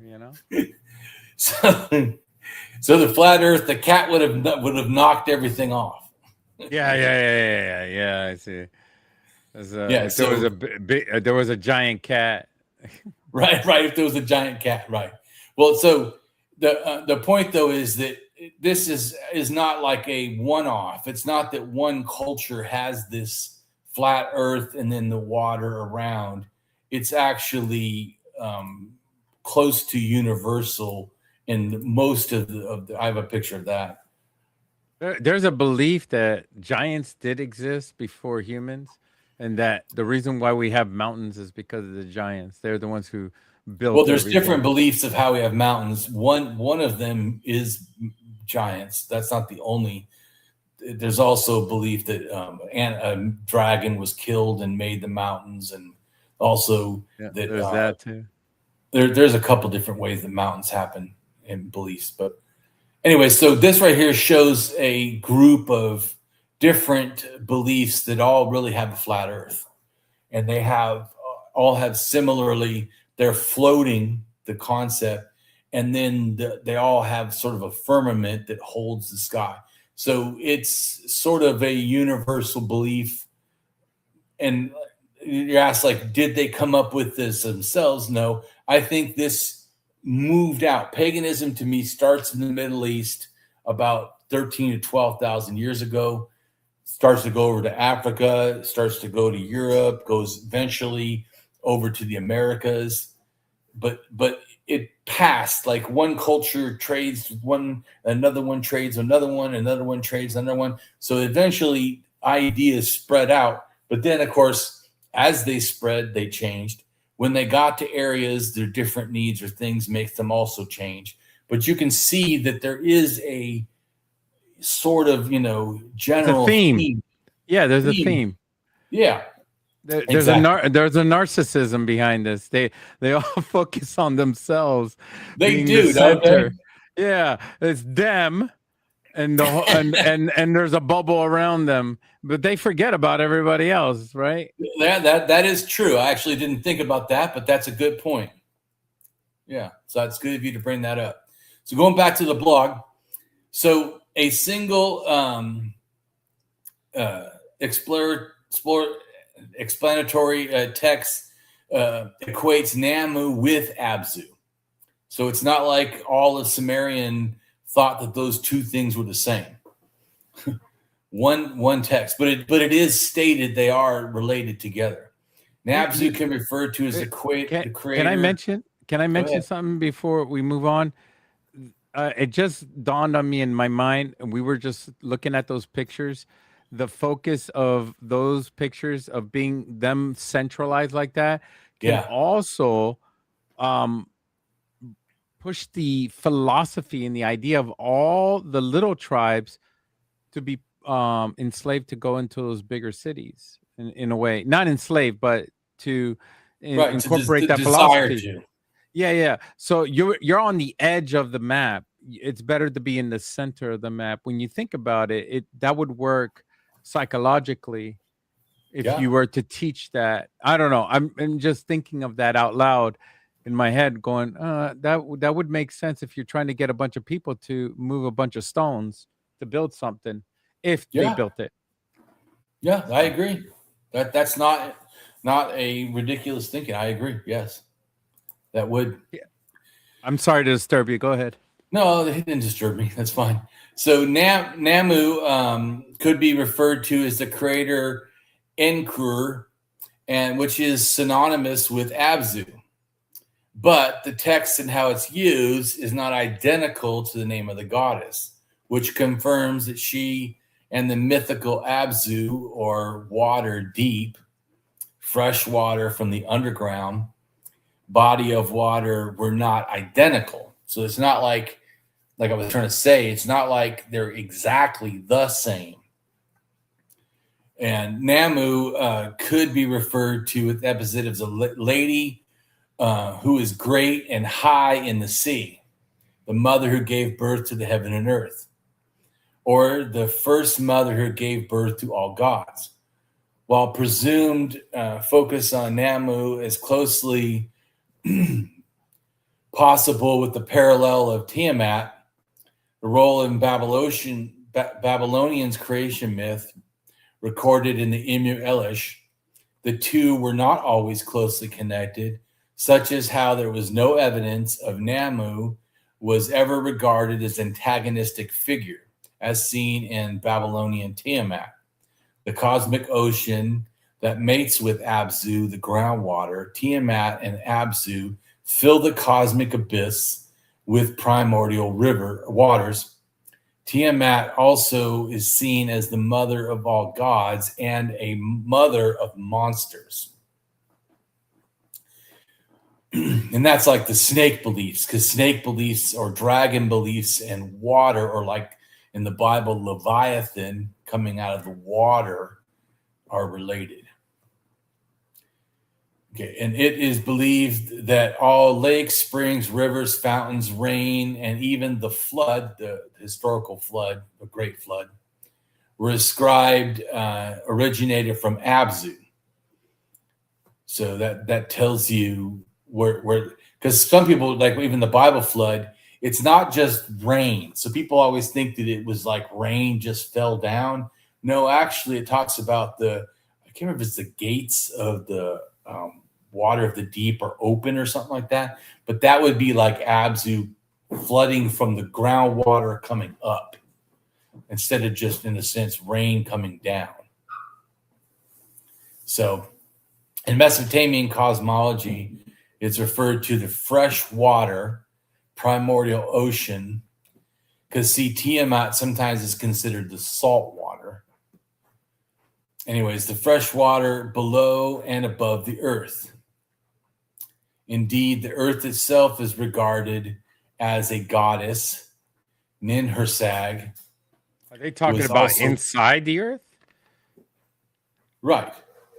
They're talking about inner earth. Like there's a theory, or not theory, hypothesis saying that there's an earth inside the earth where everything is like they're not talking about earth inside down. there. They're talking about like an aquifer, like water. Okay. You know, like you dig a well and you hit water, a water table or whatever. That's what they're talking about. Okay. No, somebody was hypothesizing saying that if you go into the earth, the gravity is flipped upside down, and you got a waterfall going upward instead of going downwards towards the earth.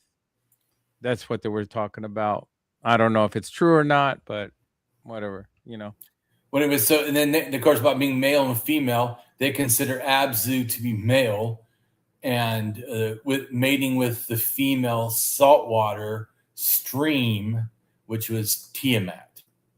The ancient Egyptians perceived the primordial void as a dark, chaotic, and endless watery abyss, the primordial waters, known as Nun. Nu or Nun, and by the way, Nu is the female expression of this male deity, and Nun is the male expression. So it's actually a dual-gendered being sometimes. So Nun was a personification of dark, watery abyss that existed at the beginning of time, which contained the potential for all life. So that once again, when we think of the chaotic, you understand to them, the night sky, though chaotic, was also the potential for life, just like it gives birth to the moon. So Nun was the inert one, or like I said, the male expression, and Nu was the watery one, or the female expression in ancient Egypt religion. Personification of, together though, were the personification of the primordial water abyss, which existed at the time of creation and from which the creator sun god Ra arose. So he arose out of the waters. In other words, you could say that it gave birth to Ra out of the water. So Nu and Nun are shown usually as a male, but also had aspects that could be considered as female or male, which the name Nu is a female gender ending, and Nun was written with a male gender ending. Nun was one of the 8 Ogdog,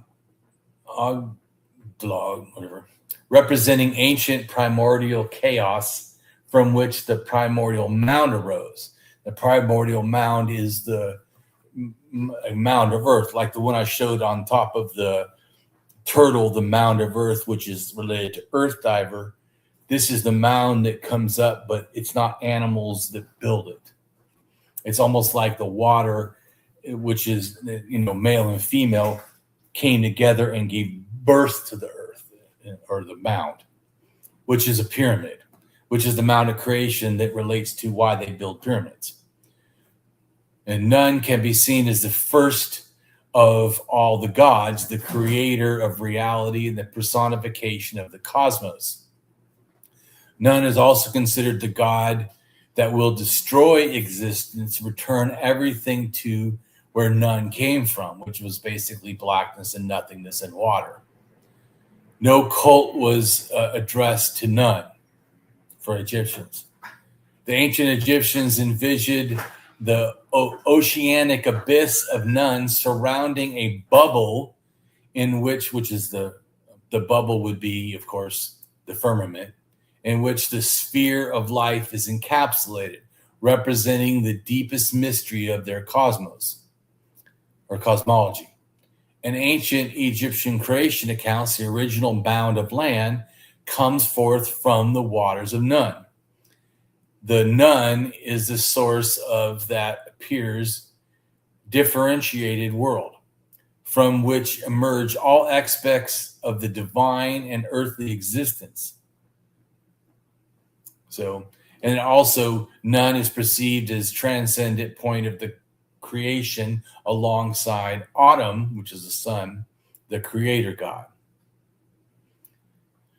Because it really depends on which part of Egypt you're talking about. Yeah, that's what I was going to say. Because every place is like, just like Mesopotamia, every city state had their own belief. Right. It's just like Christianity today. You can't get two Christians in a room today and agree on the whole Bible being correct. They're going to pick and choose what they believe in within that Bible. So I've read some Christians believe in reincarnation, and I've read that, and I've heard some Christians say they don't believe in reincarnation. I've heard from specifically some Christians that said the earth wasn't created in 6,000 years and that it was longer. And then I've read and heard that some of them said that it was. So everybody has their own belief.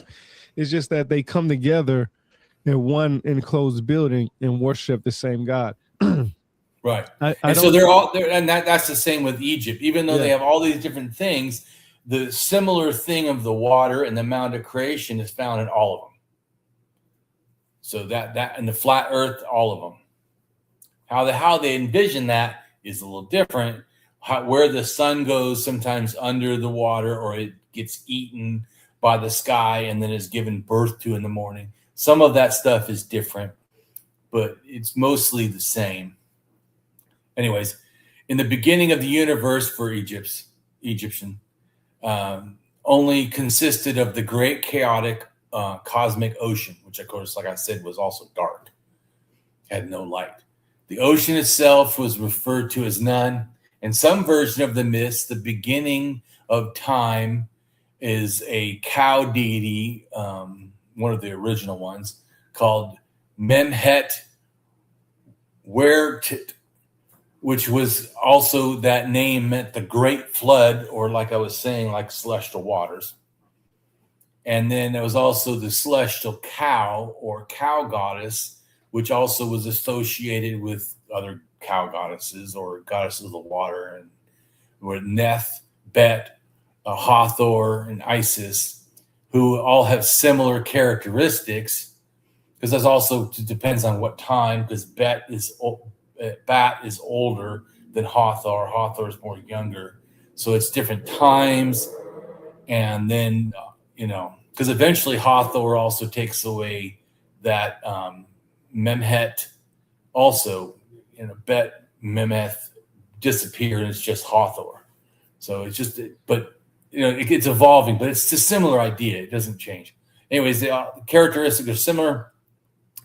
Like them, she could be called the Eye of Ra, which I think is interesting too, because the Eye of Ra, if you put it in this way, the Eye of Ra is the sun, the Eye of Horus is the moon, but Horus used to be that one eye was the sun, one eye was the moon, and it wasn't about Ra. It was only about Horus. Then later, Ra's eye, which also was female, which is interesting. Anyways, but we're portrayed as a cow or a sun disk between her horns, and gave birth to the sun, said to have risen from the waters of creation. the cow did, or the sun did, or both, and have given birth to the sun, god Ra, and some myths. The universe was encompassed, in a sense, by a vast primordial waters, and the Ben, which is the pyramid stone and also the mound of creation, a pyramid mound, emerged amidst the primordial chaos or the waters. And like I said, Ben is why they made pyramids, and the top of pyramids were also the Ben stone. So, and also obelisks. So there was and then one myth, there was a lotus flower with the Ben, or maybe on top of it, kind of like how the tree was on top of the mound, which was on top of the turtle, which was floating in the water, to help you understand. Because sometimes the Ben is not like fixed to anything. It's still like the flat earth floating in the water. When it blossomed, when the lotus blossomed, emerged Ra, which would be the sun. There were many versions of the sun's emergence. So it's not just one, like we were saying before. And it is said to have emerged directly from the mound, or the lotus, from the lotus that grew from the mound of creation, which is the Ben, in the form of a bird, falcon, scarab, beetle, or even a human child. So you can see right there's several different things. They're not the same, depending on the city or even the myth in a city. So Heteropolis, the creation was attributed to Autumn, not Ra, a deity closely associated with Ra, who was said to have existed in the waters of Nun and was an inherent and inert potential being. So in other words, they're saying is in that belief that the waters, like I was saying about at the beginning, where the creation from nothing sometimes has not the waters itself or the ocean, but like a mist, which is like the potential for water. And so that's what they're kind of saying here. The sun was inside of the water itself as a potential being that hadn't yet become a being. So the different Egyptian myths from the major cities of Egypt, Acropolis, by the way, none of these are their original names, just so you know, or not generally. These are like Greek names given to cities that were Egyptian. Because some people like to say these names, even something like Isis and some of these other names, these are not like the original names of deities that would have been from, just like Egypt itself wasn't called Egypt, like it's called Kemet. Anyways, just so people know that, yeah. I know that also makes it even more complicated when you're understanding these ancient things, because we're not even getting like the original names, the original places. So, which I feel does injustice to understanding like what the original stuff was, because we don't even have original understanding. And it's said so often that these are the real thing that we forget they weren't really the real names. Anyway, I digress. So they all held that the world had risen out of the lifeless water of chaos called Nun. And see, and there they're using the female version, which often if you see, and I even have a picture of it that shows this happening, it's shown as a female water and a male land. So, and the reason, like I was saying, is because even though it's a male deity, it had a dual nature that could be either male or female, depending on what it is. So here, I'll show you. Right. So, and it's hard to see that picture, but the picture has a breast. So that's the female personification, the watery one. Because the inert one is the male version in a sense, or personification. and then the female, the watery one, which is where the mound comes out of, not from the inert. It's the flat tit, the one right there. The one. Yeah, It's the not. blue thing. It's not bulbous looking, rounded, but Well, it kind of sticks. It's hard to see on this it's version. kind of straight down, unless the arm is right out, and so it just kind of goes straight down. So it's kind of anatomically correct, right? Well, yeah. Well, it's from the side. Yeah, anatomically correct. Yeah, it's on Egypt. So I'm going to go to Nut Mythology so you can see a better version of it specifically. Because I really think it helps to understand what we're talking about, because we don't think like this. So this you see the figure has a little pointed breast. I know it may be hard to see. There we go. Yeah, I see it. You see it? Where it's blue, it's got a little pointed breast. And if you look here, that right here, another version, it's got a little small nipple and little breast. Yeah. I never noticed that before. Yeah. It's protruding a little bit.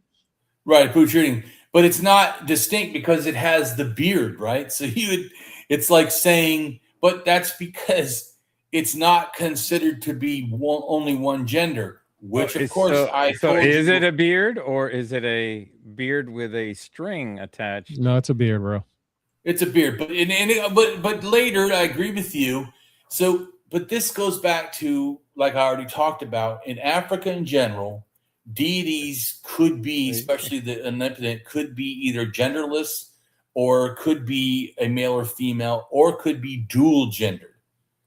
The dual genderedness was not a abstract thinking. And so you could also change gender, like this one, kind of mainly male, but sometimes is also female, but still male. So it could be like, in a sense, drag queen or something. But doing drag to them would have been that you have now switched genders, in a sense. Anyways, but this just helps you understand that how none is trans.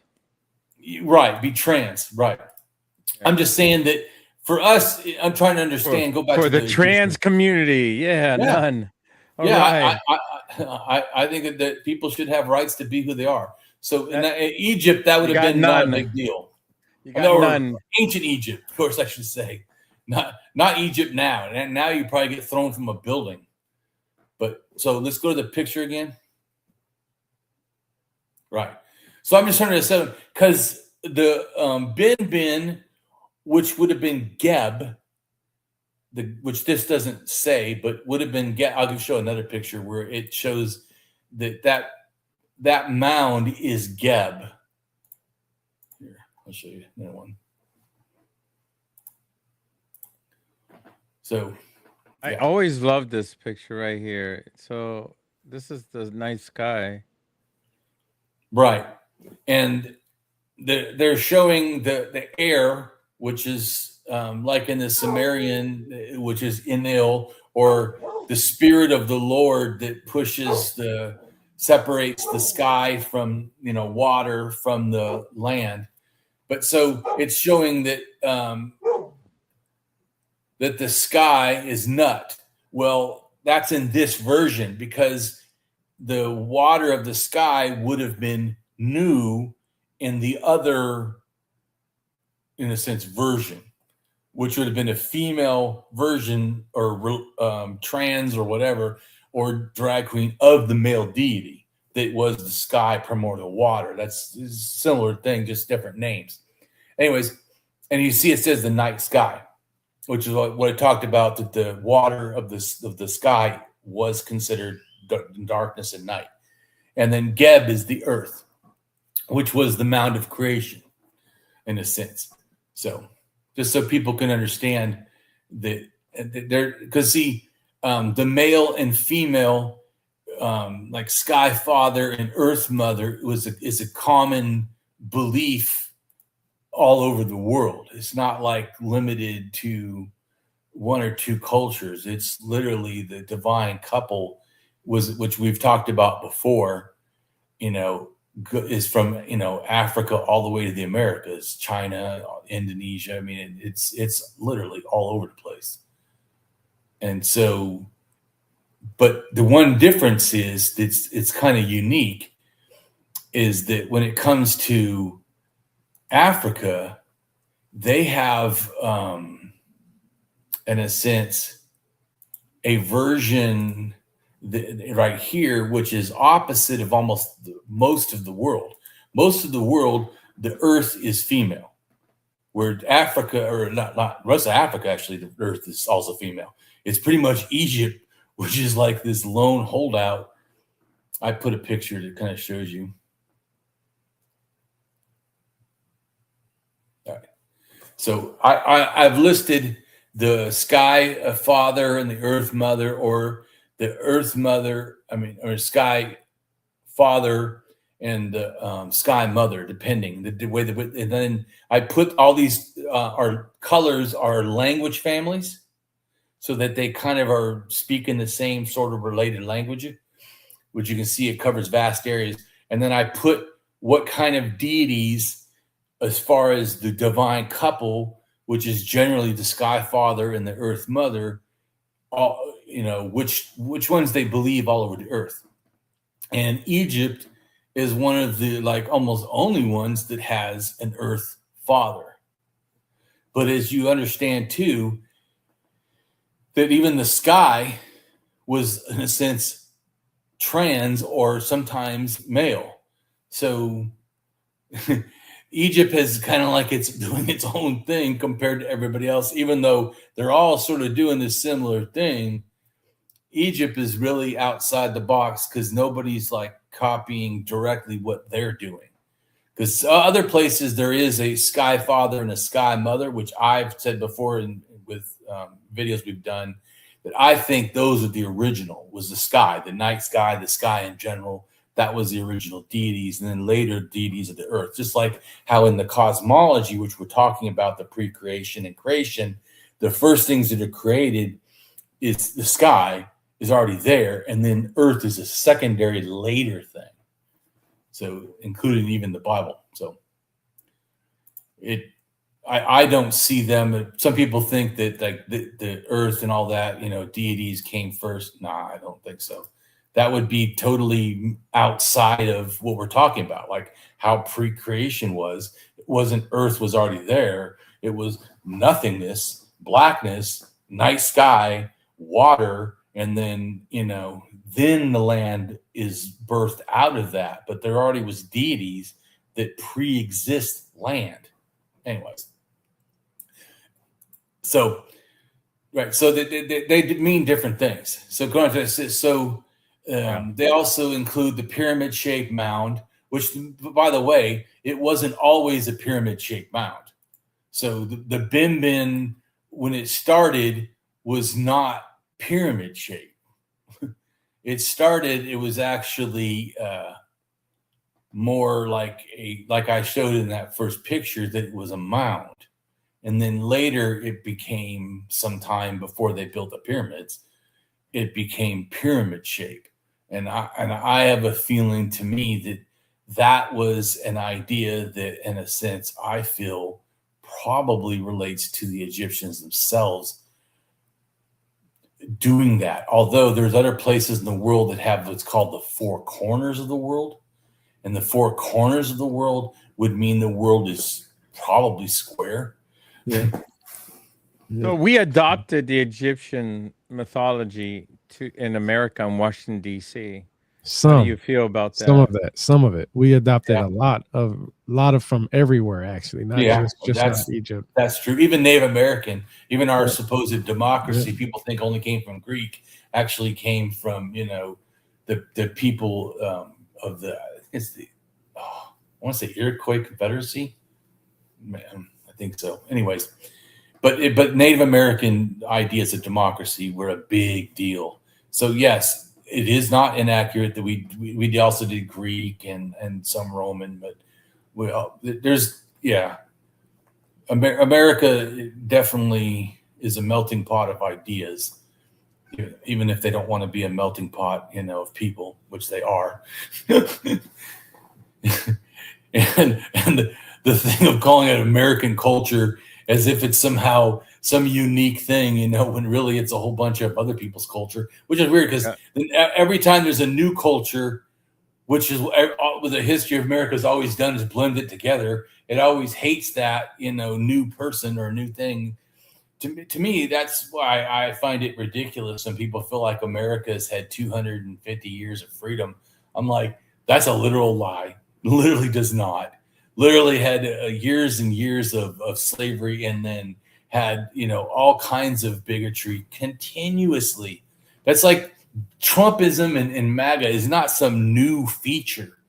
There was, if you ever watched the movie The Gangs in New York? Yeah. That basically, that's a good movie. It is a good movie. But the people that kill the dead rabbits, the one guy that has the meat cleavers, he was part of the Know Nothings, which is, you can go look it up, the group called the Know Nothings, which were like the MAGA. They were total nationalists, and they hated everybody that wasn't like them and wasn't, a European Christian and Protestant, and anyone who wasn't, because one of the things that people don't talk about, like in the movie, is the dead rabbits were like Catholic. So it was like Protestants fighting the Catholics. And it had to do with, they wanted American symbology. Culture. Yeah, but they wanted American culture to be only Protestant. Only. So, I mean, religious freedom has also never been a thing in America. There's been tons of hate. So even inside of Christianity, I mean, if it was only Christians, it still would have been mass war because of Christians, Protestants and Catholics.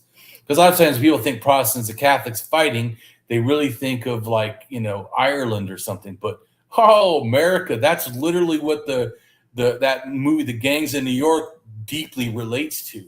But anyway, going on back to the other stuff, I'm just saying, yeah. So when we go down to before, the ancient Egypt built the pyramids, which is a house to their god kings for eternity, they built an enduring, legacy of tombs structure called mastabas. Mastaba was the precursor of the pyramids, which they, in a sense, started stacking up, and it made the first step pyramid, which then was similar to the Benben stone. And before, but so the mastabas before were just flat, so they weren't, themselves weren't in the shape of the Benben stone, but inside the mastaba where the burial was, they would put a little mound of creation, a little Benben inside of the burial chamber, in a sense. And even some would put like the primordial swamp, which related to, though, in a sense, like we're talking about, the primordial ocean or waters of creation. They're recreating, because they're just like the pyramids later. It's almost like the graves, things they're building with pyramids or the mastabas, are like a reincarnation machine or whatever for their god kings. Anyways, and they start before 3100 BCE, or 5,100 years ago, which was the first pharaoh. But they actually probably go back to maybe 33 or 34, or maybe older themselves, these mastabas, which when people think of the pyramids, they forget to think about the mastabas. And I'll actually show you a picture of that too, because I think it helps to understand what these structures are, because Mesopotamia had them first.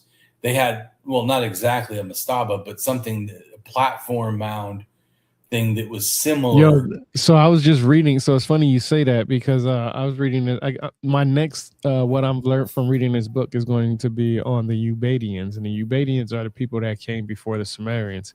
Then before the Ubadians, it was the Halaf people, Halaf, and then before them, it was the Hasuna Samara, I believe that's how you call them. They came before that, and they had mounds. They say, and I'm telling you, this time frame goes back at least 10,000 years at bare minimum.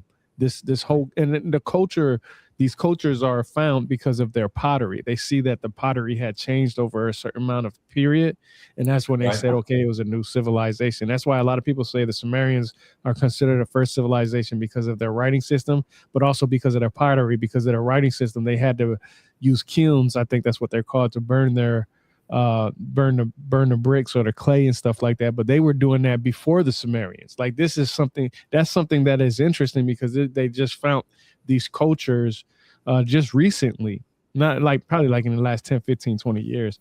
But Well, and like I've told you before, my belief is that actually all of this relates to what I'm talking about. yeah, It's a yeah, religious absolutely. idea, which, Yeah, like the earth diver myth, right? The mythologists think the earth diver myth is about 30,000 years old. So the earth diver myth, the animals build a mound of creation, in a sense, or the first land, which is a mound or a hill or a mountain that everybody then ends up living on. And then the mound spreads out and becomes all land, in a sense. Or maybe sometimes it stays a mountain at the center of the world, and then the land around it sort of expands, and then we all live on that as a flat earth. But so, yes, and I do agree. So the first or oldest evidence for shell mounds is about 11 to 12,000 years ago. And then, yes, there are some dirt kind of mounds in the Middle East. I think it's Syria or something, or northern Mesopotamia, that are maybe even up to 11,000 years old, that relate probably to this kind of like a dirt mound sort of thing. And but once again, a reason I think they're doing this mound stuff, including the Americas, I feel all over, is this pre-existing belief, in a sense, from the Siberian belief of the earth diver, which the earth diver is just a version, I think, of the night sky creation mythology that came out of Africa. So everything like is related. In other words, like I've said before, I feel like religion is sort of like Legos stacking on top of each other. They think, like you said, about everyone's viewing themselves in the world as they're the center of the universe. Well, I agree. And I think that all of these different things are still related. They're not like, here's a picture, how I see it. So they all have animism. Everybody, all religion, no matter what the religion, 100%. Everybody has. Explain animism, because some people might not even know what that means. So animism, yeah. Well, it's going back to words real quick. So a lot of these words were invented with people that thought everything non-Christian was some unique, different thing. So I don't see these words like that. And so there is still people that think like primitive hunter-gatherers are all animistic, where I'm telling you Christians are animistic. Everybody is animistic. And animistic, to me, an easy way to understand it is it's about spirit beliefs, the belief in spirits. So if you believe in angels and stuff, you believe in spirits. If you believe in a God, you believe in a high spirit, or like in Native Americans, they call it great spirit. And even the Bible talks about the spirit of the Lord. Like even in, like I said, Genesis, the spirit of the Lord floats over the water of the deep. That's an animistic belief. A lot of people try to limit animistic beliefs and say it just means that you think that rocks and trees have spirits. But the Bible says if the people do not preach to God, the rocks and the trees will cry out to God, meaning they must have a spirit to do so, in a sense, the thinking. So I don't classify that as any different. It is a spiritism, in a sense, belief. Because sometimes they define the word, they try to limit it to non-Christian, which to me, that Muslims, everybody has, the Hindus, they all, it is a core thing. Everything else is built on. Excuse me. So then totemism. So animism is a belief that everything's spirits. or can have spirits. So if you believe that you have a soul, that is a spirit. So if you believe in an afterlife, if you had to have a soul to do that, then you had animism. But afterlife is shamanism. But hold on a second. So animism, right? Totemism is about how you're supposed to live in the world. It's how you're supposed to, who you have sex with. If you have taboos about what you can eat or not eat, and the Bible does, like you can't eat shellfish or whatever. It says you can't eat the cloven hoof animals or whatever or something, or no, solid hoof animals. I think maybe I can't remember now. But those are taboos which relate to totemism. Totemism also has to do with like how a society limits who you have sex with. In other words, like a society that says that the male line is the most important, that's a totemistic thinking, or the female line. If you say there's no line, like the Hadza, where they see people coming from both male and female, they don't have a male, heir or a female heir. Everybody is related. That's not totemistic. Totemistic is when you say, oh, no, only these are. Like you got to take the man's name in marriage. That's a totemistic concept. It's how you're supposed to behave. So it's a religious persuasion about naturalistic things. So totemism does not inherently mean afterlives or spirits or whatever. It's more like how you socially are supposed to behave. That's super important to totemism. Shamanism does not care about that. Where totemism is about men and women and you have to basically procreate. Shamanism, you can be transgender, you can be gay, you can be what they don't care. In fact, almost if you're that, you're better because you're different. So shamanism but that's because it doesn't care about your behavior. It's all about the afterlife, all about talking to spirits, all about transcending natural life to some higher consciousness, higher plane, going and communicating with spirits or beings or even ancestors, something after life, not the here and now per se. That's its focus. Paganism is when you take all the above and you add gods as a focus. So you still have belief in spirits, you still have clans and who you have sex with and rules about what you can eat and not eat. And you had shamanism, so now you believe in afterlives and you believe in ancestors and whatever generally. And then paganism goes, yeah, but now we have gods because that's a different focus. And then like Christianity or Islam or some of the or organized religion, where they've taken and they've tried to limit some of the expression of some of this and make it more. It's almost like I was saying about the 5 tribes that are civilized, where they're still Native Americans, but now they're European dress. They all kind of dress the same. They all speak and write, in English or whatever. And so it's like, to me, organized religion is basically the domestication of religion. It's when before, and this also helps understand paganism, there can be all kinds of things. Look at even how that one story we just read where it said that, that the god could be shown as a bird and a heron, a falcon, a scarab beetle, or a child. So that's paganism idea, that there's not some organized, fixed, have to, must do, only this way. No, it doesn't have that. Organized religion domesticates and says only this book, only this people, only this thing. That is totally an organized religion concept. Now, eventually, even like Egypt starts having, in a sense, the Egyptian state religion. When it's state religion, it's organized. And it says, here's the deity we do. He tries to make the god Amun the only god, right? Because he knows it's an organized state religion and he can do that. He can just say, you know what?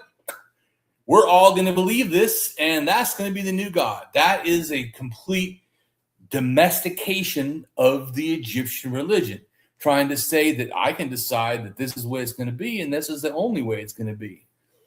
And to me, that's also why those kind of religions are more warlike and hate more against other, in a sense, things, because it has to be only their way, their thing, their stuff, where paganism, shamanism, totemism, animism, these ones, and as the more you go down on that list, like animism could care less. It's almost like spiritual non-religious. You're like, hey, I'm this, I'm that, I'm this, I think this or that, or aliens or whatever. And they're like, yeah, cool. Oh, yeah, that's cool. The more you go up the list, the more they start having, in a sense, especially paganism and above, they start having like more caring about what you believe. Because there's all kinds of shamanism, right? There's shamanism that has drugs, doesn't have drugs. There's ones that say you can, the male is the shaman. There's ones that say females can be the shaman. There's a lot more leeway. It's the more and more and more it gets domesticated and organized that it becomes a different thing. Anyways, that's how I see it, religion.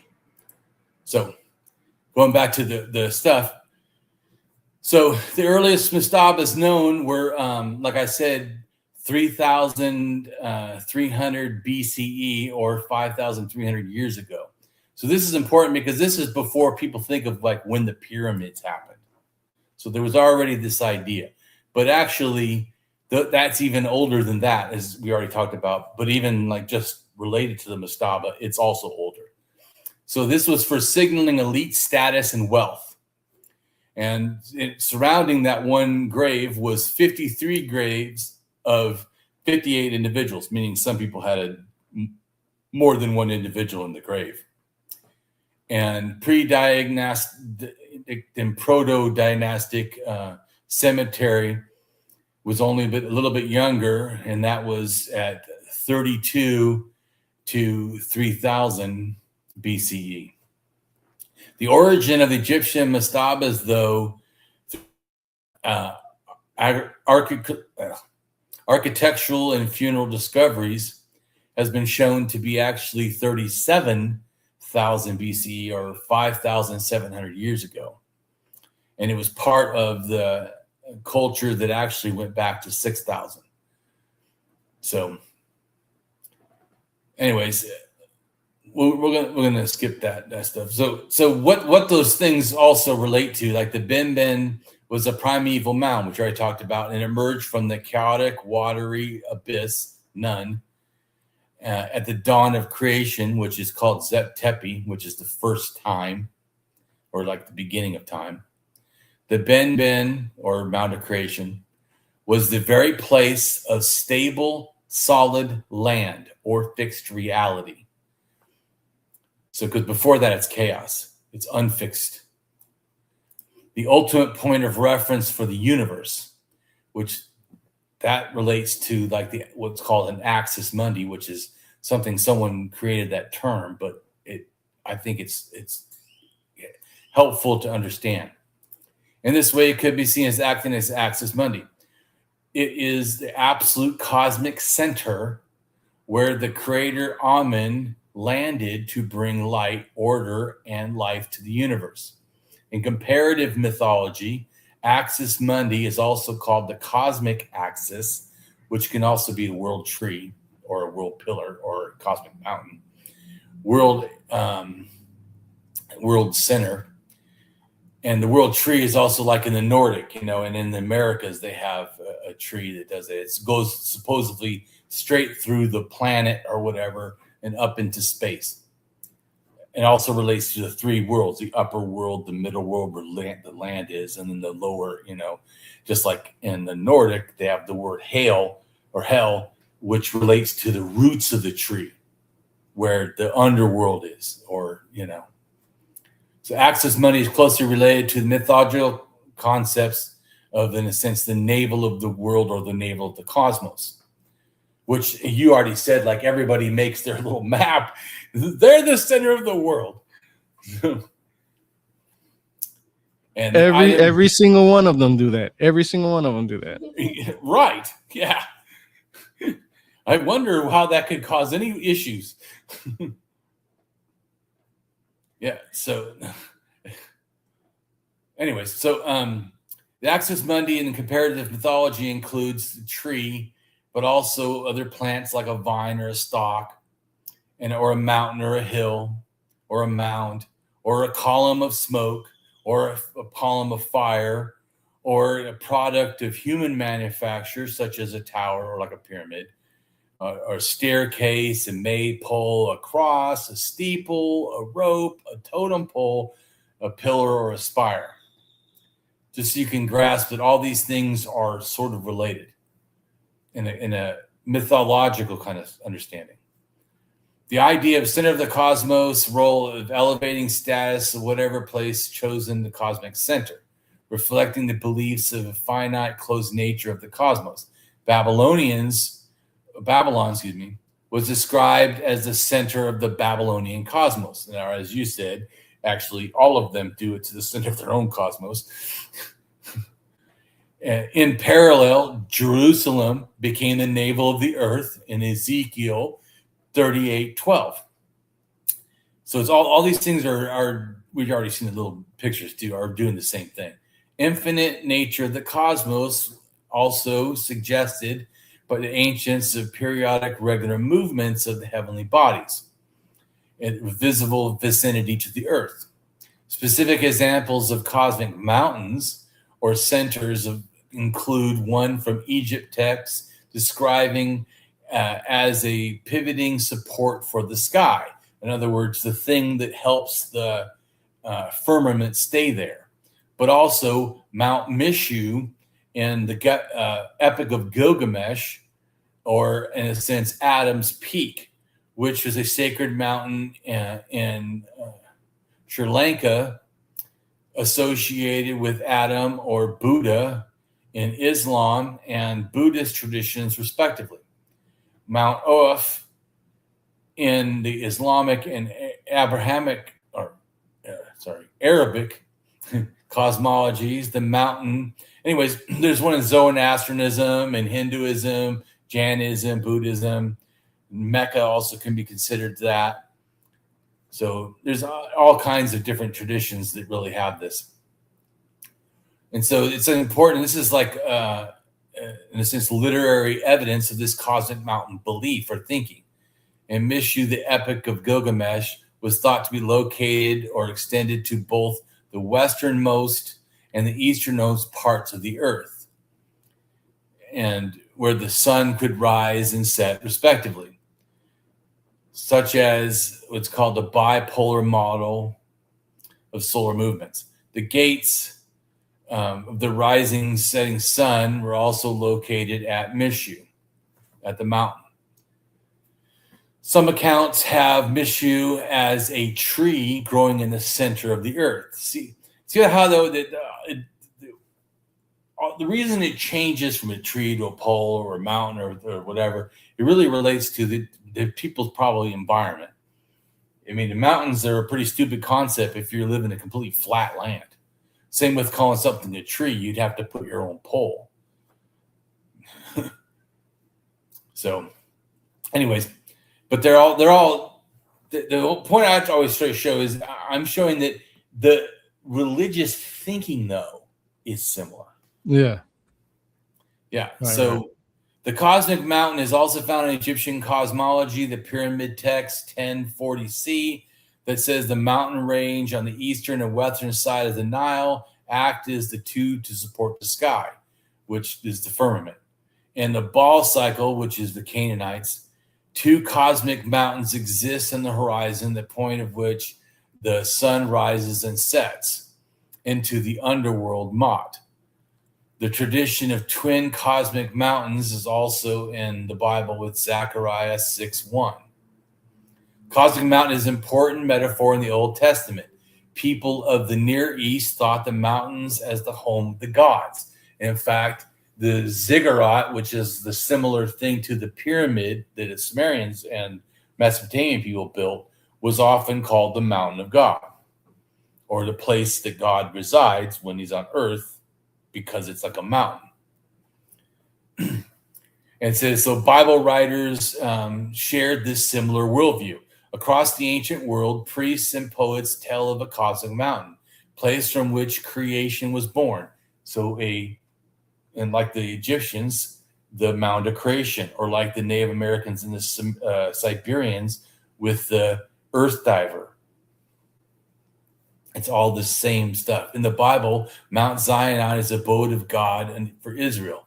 But the mountain also sits at the center of modern day Jerusalem. People live and work across Mount Zion. You can pick up a nice scarf or some great falafel there. Such a paradox, a cosmic mountain. It is at once a sacred and mundane, terrestrial and the divine. The cosmic mountain is a place where heavens and earth overlap. Or like I was saying with Sumerians, it used to be that before the firmament, the sky laid on the earth, or actually were one being, like yin and yang, of male and female.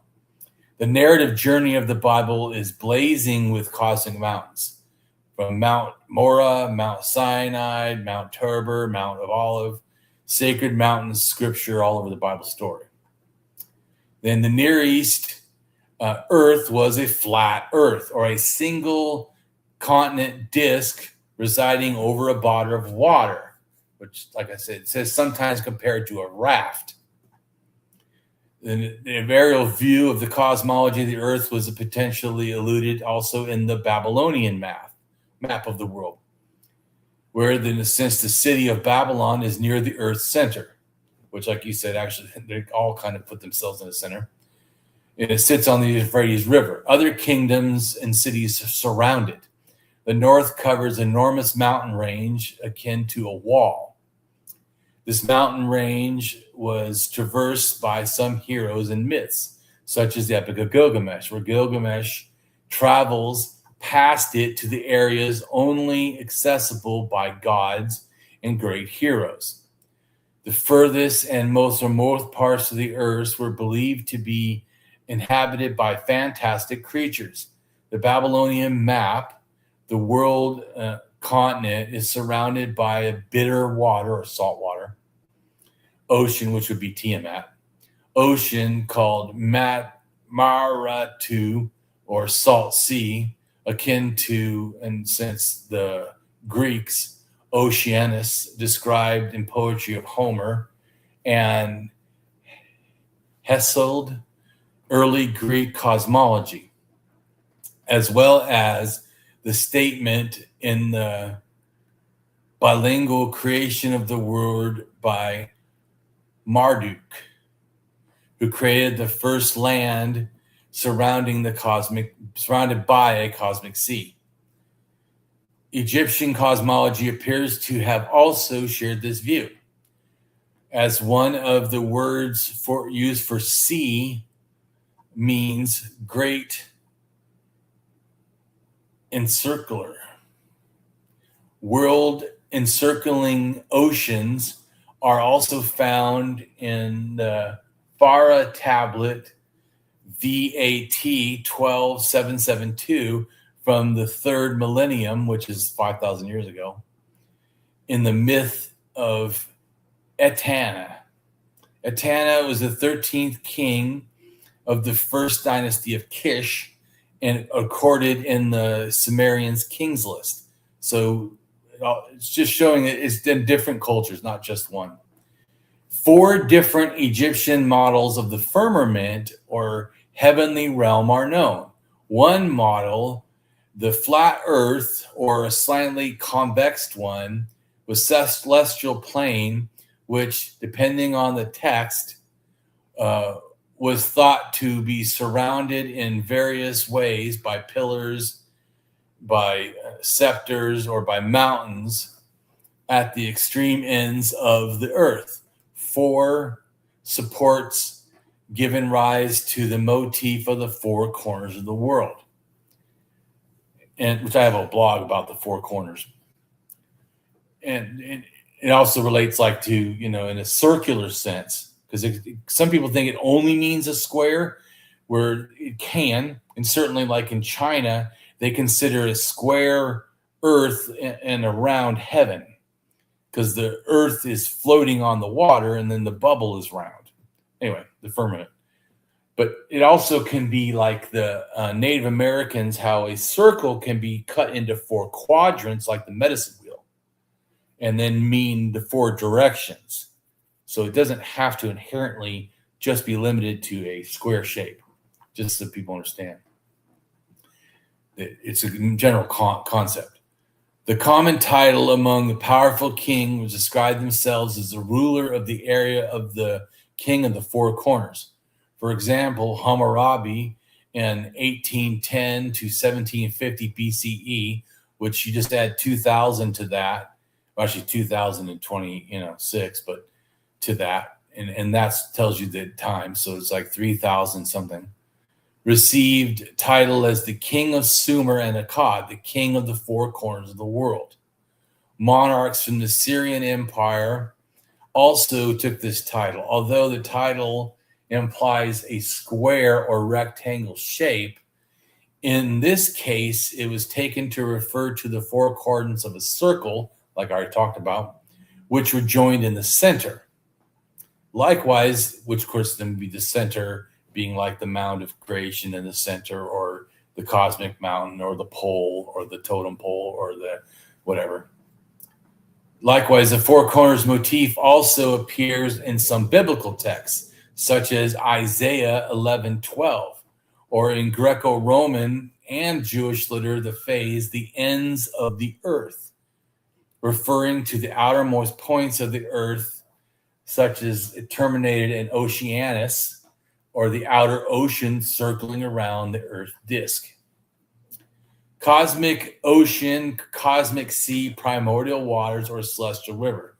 All these are considered similar mythological motifs that represent a world or cosmos enveloped by a vast primordial ocean, which we already know now is actually how the belief was that the universe starts. Darkness, primordial ocean, and then everything else after that. Found in many cultures and civilizations. The cosmic ocean exists before the creation of the earth.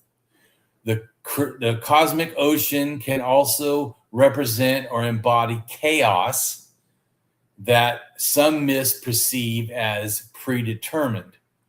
The primacy of water in some creation myths corresponds to the cosmological model or explanatory model of the universe, or earth, or whatever, of land surrounded by a world ocean.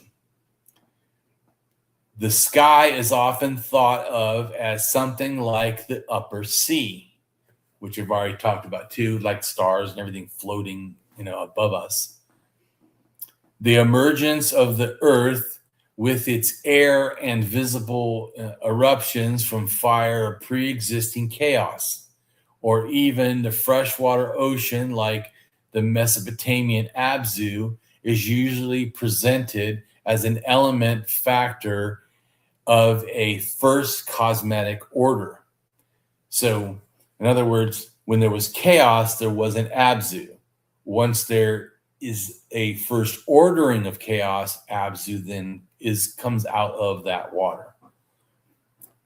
Which, like I said, with Tiamat relating to Abzu, Abzu is the fresh water, Tiamat is the salt water. If you can't drink salt water, that's water that's chaos, because it's unusable in a sense for us to nourish ourselves. Where Abzu, we can drink it, it keeps us alive. So that would be seen as, in a sense, that's the ordering of chaos, because now it actually produces life. That water is usable to understand it. And like you said, Abzu is where the Anunnaki come from. So that would tell you right there, first off, the Anunnaki cannot be the original thing at the beginning of creation, because Abzu wasn't there at the beginning of creation. Abzu was created after, maybe even before the earth, but certainly sometime around then. And then later, then that it's created. And then out of that, later the Anunnaki are created. Anyways, so the cosmic ocean takes different forms, but it is in the mythology of Yahdaism. Hal el Heg, Allivism, ancient Egyptian mythology, ancient Greek mythology, Canaan mythology, ancient Hindu mythology, ancient Iranian mythology, Sumerian mythology, Zoroastrian mythology, which is Iran, ancient Roman mythology, and also, ancient biblical mythology. The ancient creation text of primordial waters often represented as having filled the entire universe and are the first source of the gods, or I would say where the gods came out of. Or like the thing in Egypt said about autumn, that it was like an element in the water that was inert, like not happening, but had the potential to be a god in the water, and then the water gives birth to it and fulfills its potential. The act of creation is the establishment of inevitable space separated from the enveloping waters. The cosmic ocean is the shape of the universe before creation, or like I called in my title, pre-universe. The ocean is boundless, in a sense, unordered, unorganized, in a sense, formless, dangerous, but with the potential for life, but terrible. In some myths, the catastrophe is noted opposed to the ordering rhythm of the sea. Chaos can be personified as water or by unorganized interaction of water and fire. The transformation of chaos into order is a transformation from water to land, because we can't live on water, but we live on land. So that's why it's considered order. Just like salt water would be, in a sense, disorder or chaos, where, in a sense, fresh water, abzu, would be considered order. In many ancient cosmological myths, the ocean and chaos are the equivalent and irreplaceable from each other. The ocean remains outside of space, or I would say space itself, even after the emergence of land. At the same time, the ability for the ocean to generate is realized in its appearance of the earth. So the elements of the earth are generated from this ocean water. Or like the gods, they have the potential is in the water. So it's not just chaos and destruction, it has a potential for life. The presence of mythological creatures in that ocean promotes the generation, or contrary, zealously defends the old order, preventing the beginning and chain of new births from the ocean. The primary idea of the ocean element, from the bowels of which the earth arises or is created, is almost universally prevalent. The representation and present in many mythologies of the world. In Asia, North America, the earth diver myth is found.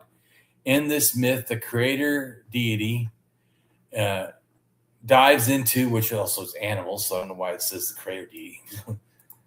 But animals dive into the cosmic ocean to bring up land to form the earth.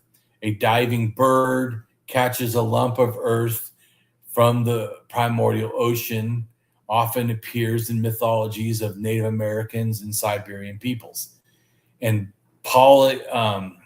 Polynesian mythology, Maui fishes up islands. In Scandinavian mythology, the gods raise the earth. Like I said, also in the Slavic, the devil helps the god, the good god, and the bad god. The bad god brings up the land for the good god. So, if different. Anyways, Thor catches Jung, I don't know how to pronounce that. But anyways, that's like the Leviathan. That's like the Tiamat sea monster or whatever from the bottom of the ocean. Or Leviathan in the Bible. In the ancient Egyptian mythology, the earth itself comes to the surface in the form of a mound. Like I said, the mound of creation or the Binban stone. In Hindu, when the deity, it's hidden earth in the cosmic ocean. Lord Vishnu took a boar used as an avatar to save it. Earth and sky are almost universally represented as feminine and masculine. A married couple standing at the beginning, in a sense, of this process. At the same time, the feminine and masculine principles are associated with elements of water and chaos, and usually are conceived as a side of nature rather than of culture. In ancient Egyptian mythology, the earth itself comes to the surface in the form of a mound. The cosmology of ancient Near East, cross-cultural group of cosmologies, or what's considered the cradle of cosmology, meaning that the ancient Near East gave all kinds of people who then spread out this general mythology, like the flat earth and all this stuff. Refers to beliefs where the universe came from, how it developed, and its physical layout, like the flat earth and then the firmament. In the Near East, an area corresponds with the Middle East today, Mesopotamia, Egypt, Persia, which is Iran, and Mesopotamia, which is like Iraq.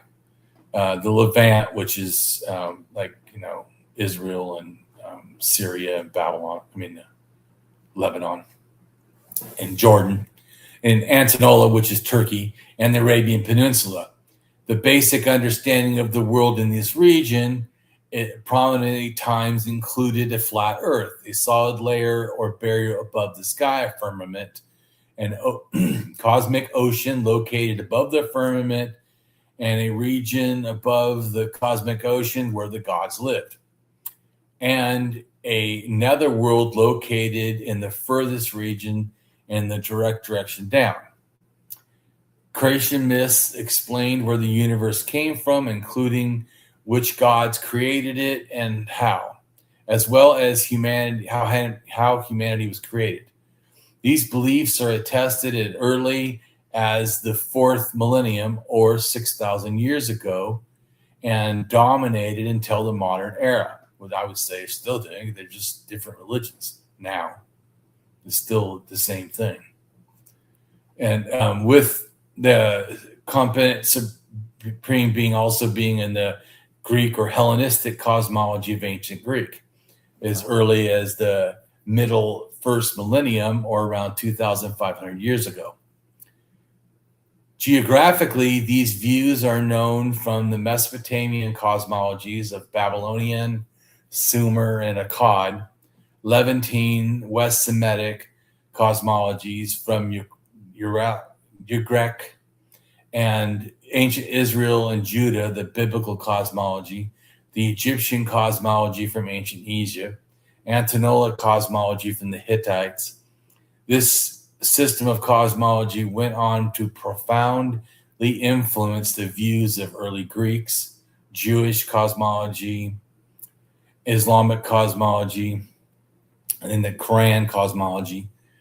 The cosmology of the ancient Near East can be divided into cosmology of physical structure and features of the cosmos, and also the creation myths describing the origin of the cosmos. Creation myth, or a cosmogonic myth.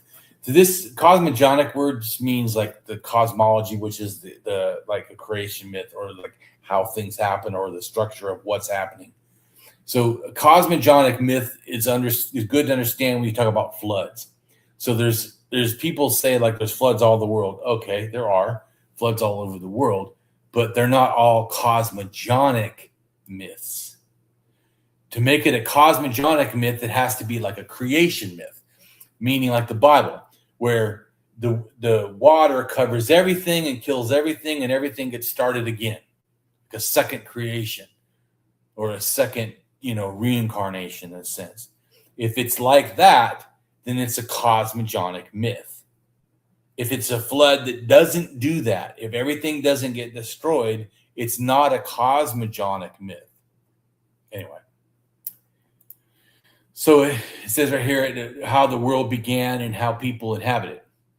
Creation myths, like I said, which are also cosmogonic myths, often share several features. They often are considered sacred accounts that can be found in nearly all religious traditions. Creation myths develop from oral traditions and therefore typically have multiple versions found throughout human culture. They are the most common form of myth. Mythologists have applied various schemes to classify creation myths found throughout human cultures. Some of the myths common reappear in stories over the world over. Yeah, because there's a connection.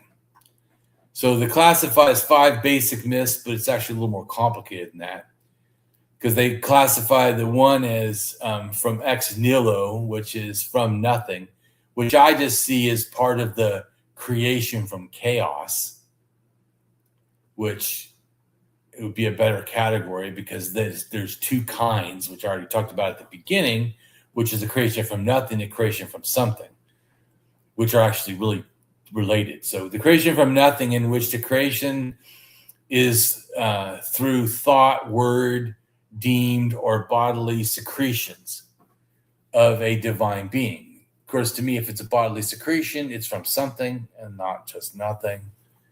Anyways, the central today in Judaism and Christianity and Islam is this creation from nothing, even though they actually have the other one too, of creation from water. But it's also found in the creation of the ancient Egyptians, some of them, and the Rig Veda, which is the Hinduism, and animistic cultures of Africa, Asia, Oceania, and North America. Some do, not all. Creation from chaos, or nothing literally, but a formless, shapeless expanse, which is also sometimes called void or abyss, contains material for which the created world will be made. Chaos may be described as having a consistency of a vapor, water, dimensionless, or sometimes salty or muddy. These myths associate chaos with evil and oblivion, in contrast to order, which is good. Creation from something. Eternal formless matter, namely a dark and still primordial ocean of chaos. So you see how it's very similar.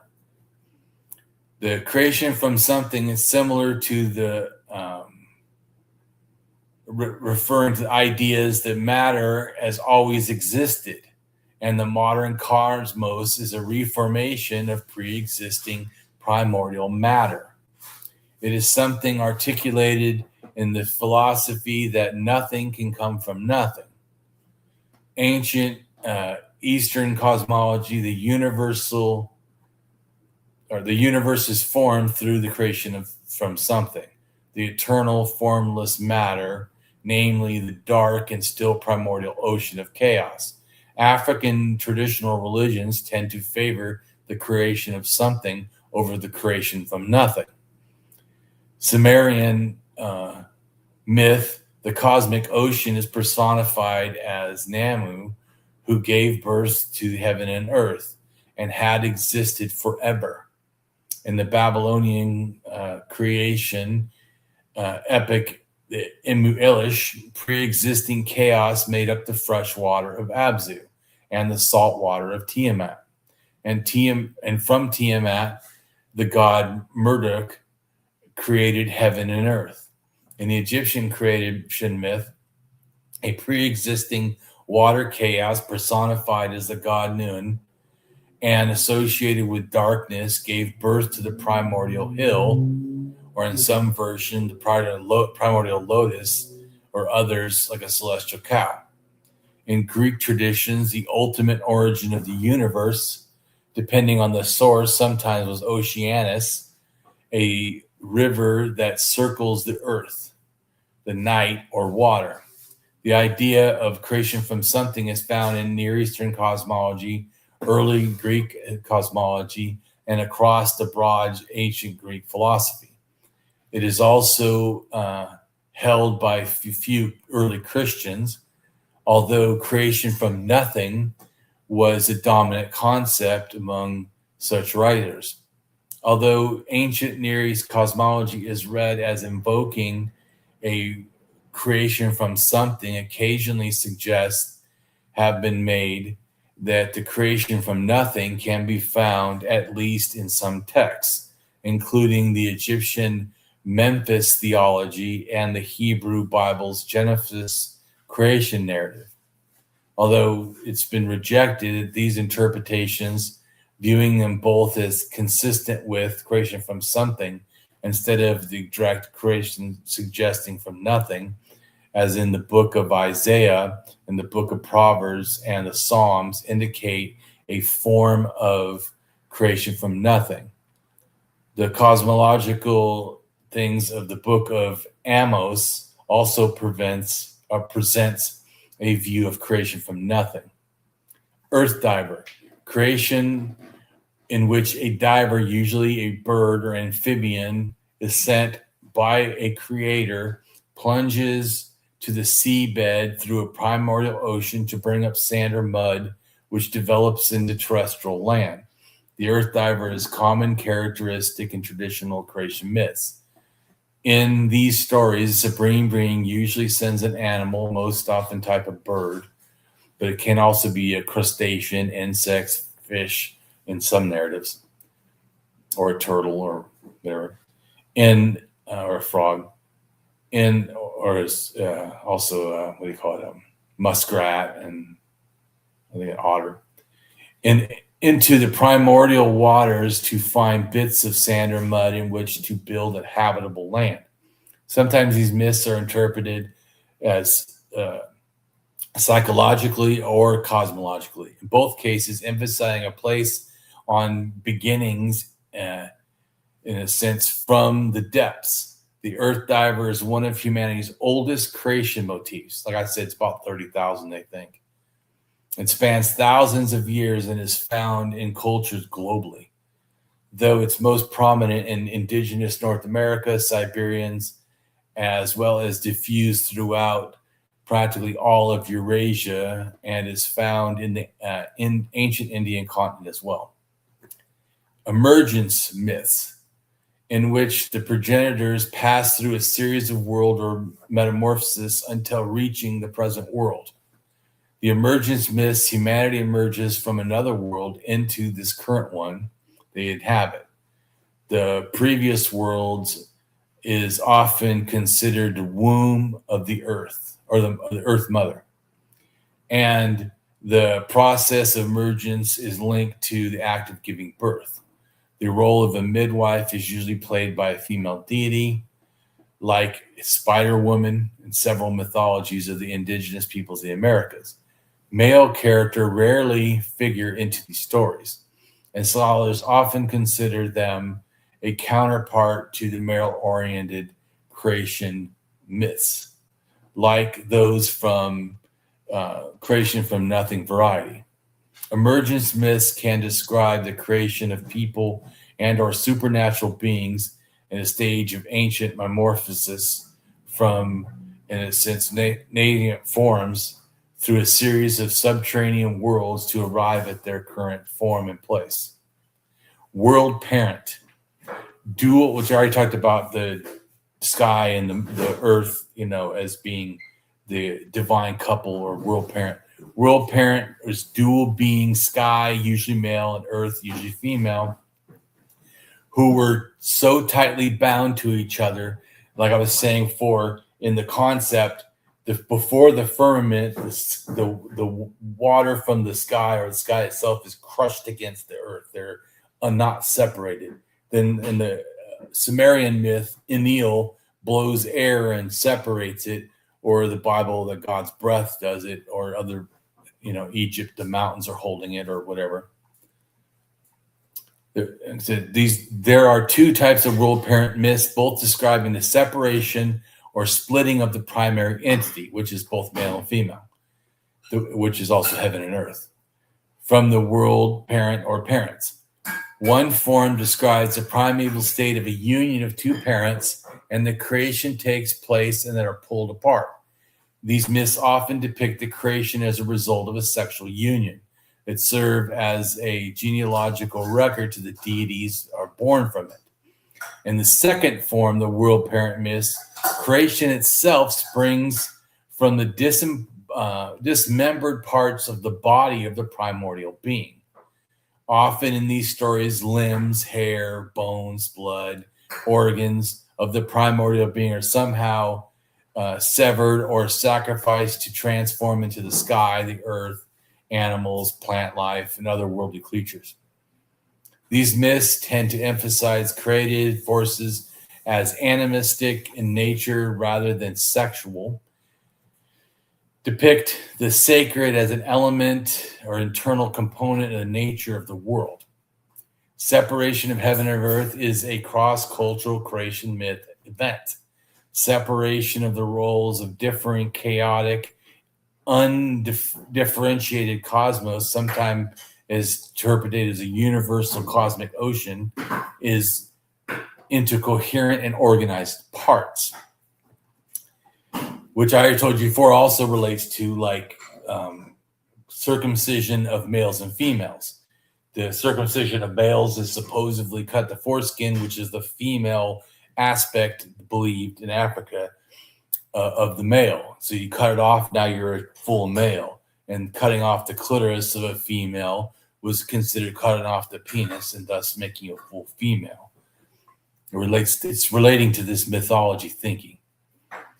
The mechanisms that cause that differ from one another to different stories is usually either spontaneous process or result of an agency of a deity.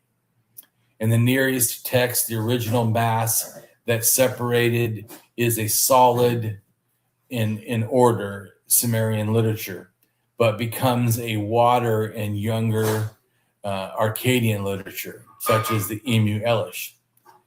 Sumerian literature mentions the separation event most frequently than any other, probably where it comes from. Heaven and earth, which also is in the beliefs of the Proto-Indo-Europeans, that there's Nemo and anyways, there's three different beings, and one of them is considered to probably have been a dual-gendered being that was the original being, and all of them, most of them are dual gendered. Yeah, but I'm just saying, yeah. So I'm just saying it's relating to this thing of at one time heaven and earth were one being, and they were male and female as one being. It's a relating to similar stuff.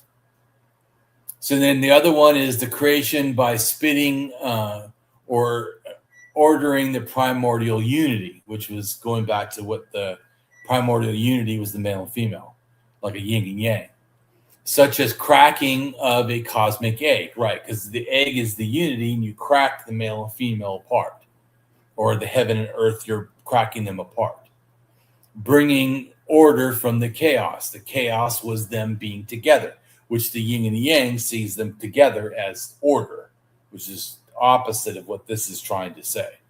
That together is the disorder or chaos, and breaking them apart, making them separate beings, which is the order. The cosmic egg, world egg, mundane egg is a motif found in cosmologies in many cultures and civilizations, including Proto-Indo-European mythology, West African Dogon mythology, as well as mythology of China, India, Japan, Finland, Iran, Greece, and Italy. Typically, there is an egg upon which is hatched, either giving rise to the universe itself or giving rise to a primordial being. Of course, also the egg is sometimes floating on the water, which is the primordial water. Primordial being who in turn creates the universe. The egg sometimes laid on a primordial water of the earth. Typically, the upper half of the egg, the outer shell, becomes the heavens or the firmament, and the lower half or the inner yolk becomes the earth. And an alternative system of thinking of all these myths into 6 recurring narratives is the primordial abyss, the infinite expanse of water or space, or they should have put darkness. And then which we already talked about, that's pre-creation. And then the originator deity, which awakens from this eternal entity within the abyss or the water or the darkness. And then the original creator deity possesses or poises the above the abyss. And then the cosmic egg or embryo, and the original deity creating life through sound or word, like, Anyway, so then life generating from a corpse of dismembered parts of the original deity. So there's a whole bunch more, but obviously, we're not going to take 8-hour video, but so people should read more. I put lots more stuff, helps you understand. But I think how many pages is this? I don't know. It looks like it's about at least a 20-30 minute read. That there was to the end, so there's definitely some more, but yeah. Then I have, this is another blog I have. You can click. I'm looking at the scroll on the right. It looks like 150 pages. It's just a lot of pages, but it stops where I was getting to about this blog. Stops right there, and then I go to water mythology, explaining more. It's a blog all about that. Then I have the thing here that's it's talking about the different ones and the Babylonian, but also here the mythology of four squared, pyramid, mound, square, mountain, center of the world, sacred earth, squared earth. There's a link. That's a blog of mine I wrote and stuff. So then I show here like the Mayans and the Babylonians both have a pyramid, and then the ancient primordial hill of symbol of Egypt is the step pyramid. They're all similar. And then that's good, because I say, look, people are lazy these days. They rather go to a YouTube video and watch an hour and a half of a YouTube that covers a subject that has right at there. least 20 hours of information. I love YouTube videos. I like them too, but it's condensed. Watch them all day long. I actually, that's the first thing I do. I watch a YouTube video every morning. Yeah, YouTube videos are okay, but it's a condensed version. It's just like watching a movie. Think about how much they cut out from the movie. You only get the best parts that they like. They don't give you the whole thing. And that's why I like you, Damien, because you actually have a website. You have pictures to bring it up. You share your knowledge. You go in depth with it. And you don't do what ifs or theories or possibilities. You go on exactly what the information says, and you go off of like, I hate when people say all archaeologists are bad. I hate when they put terms into it, because that's just it's the same thing when you say all black people are bad or all white people are bad. It's the same concept. Not every archaeologist is like that. Maybe there are select ones that are assholes and try to gatekeep information, but for the majority of the part, most of them do not speak because they don't like to be ridiculed and passed. Even if you have right information, correct information with proof, people will still ridicule you for you. People would do. Well, and then people have to against me. People have to talk shit against me, or they give me death threats. I mean, I show information and they're like, you're an atheist, you deserve to die. I'm like, what the hell? No, or they call you a demon or something like that. Yeah. Or I've had this one person who was Native American say, I'm trying to remove their culture. I'm explaining stuff. I'm not trying to remove your culture. That's one of the things I'm with you on that, because like one thing that I do is I like to stick to what I've researched. I can't think for everybody, and I can't ask everybody's questions. You know what I mean? Yeah.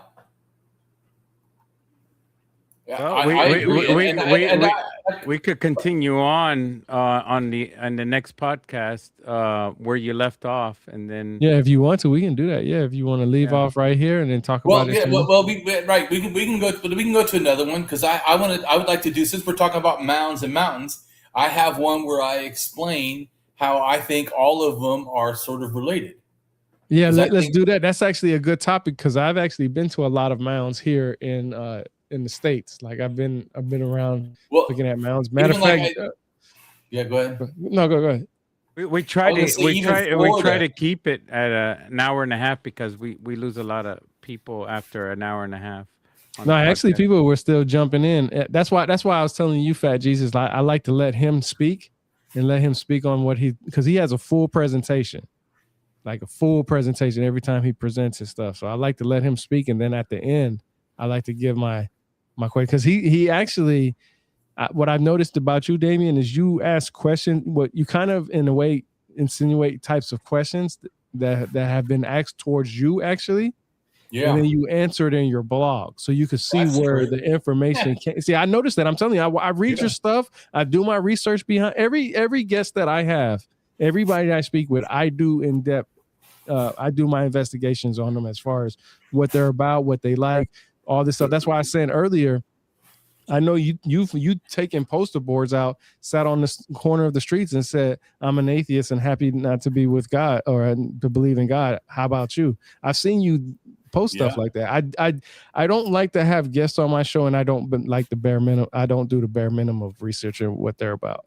I like to know. Yeah, and I even have one that's, speaking of the totem poles and stuff we were talking about. Yeah, I have one where my showing this was, one is like a religious, like a thing where it's a column but it's a Christian, and yet it looks very similar to the Native American column or totem pole. And I'm holding a sign in front of both of them. One of it just says, I'm an atheist, friendly, friendly neighborhood atheist. And the other one, I can't read right now, but you almost got the Spider-Man colors on. Man, I'm telling you, I've been looking at, like, I'm telling you, I know a lot of people do podcasts. A lot of people want to be podcasters and all this. Everybody wants their name to be out there. I don't know why. So many people want to be famous. They want to be hey, I came up where Atlantis came from, or I came up how they built the pyramids. You're never going to know, because we never seen it with our own eyes. And depictions and photographs and all that stuff is worth 1,000 words. So we're never going to get the truth. So everybody fighting about how the pyramids were built, how about just give out all the ideas on how they were built, and then eliminate the other possibilities, meaning that you have to go through each one of them and try that specific way and see if you could build one. Until then, everybody just needs to shut the hell up and let the theories just carry on. In fact, matter of fact, we talk about sources all the time. Herodotus actually talks about how the pyramids were built. He gives a description. So if I'm going to go off of anybody that talks about anything that's built with pyramids and stuff like that, I'm going to go off of him. He's the closest guy to it. He's the father of historian. He's considered the father of historians. So I go off of those sources. And that's why I said, I looked at your stuff and I noticed you almost take what you've been almost engaged with, as far as people coming up to you, talking to you and stuff like that. You put it in your blog and then you give the answers and you say, look, this is what this says. And you look for similarities. And that's what you do. You look for the signs and symbols and all that other stuff, and you piece it together. That's why I don't even, when I'm on social media, when I'm talking shit mostly to people, it's only for my entertainment. It's only really for my entertainment, because I already know what I know. I've done the research. I've dug deep into it. I don't have to entertain your stupidity, but I will, because it's fun. Because I want to be, because other people will look at it and they will be like, oh, damn, this dude, I want to see what this dude really says.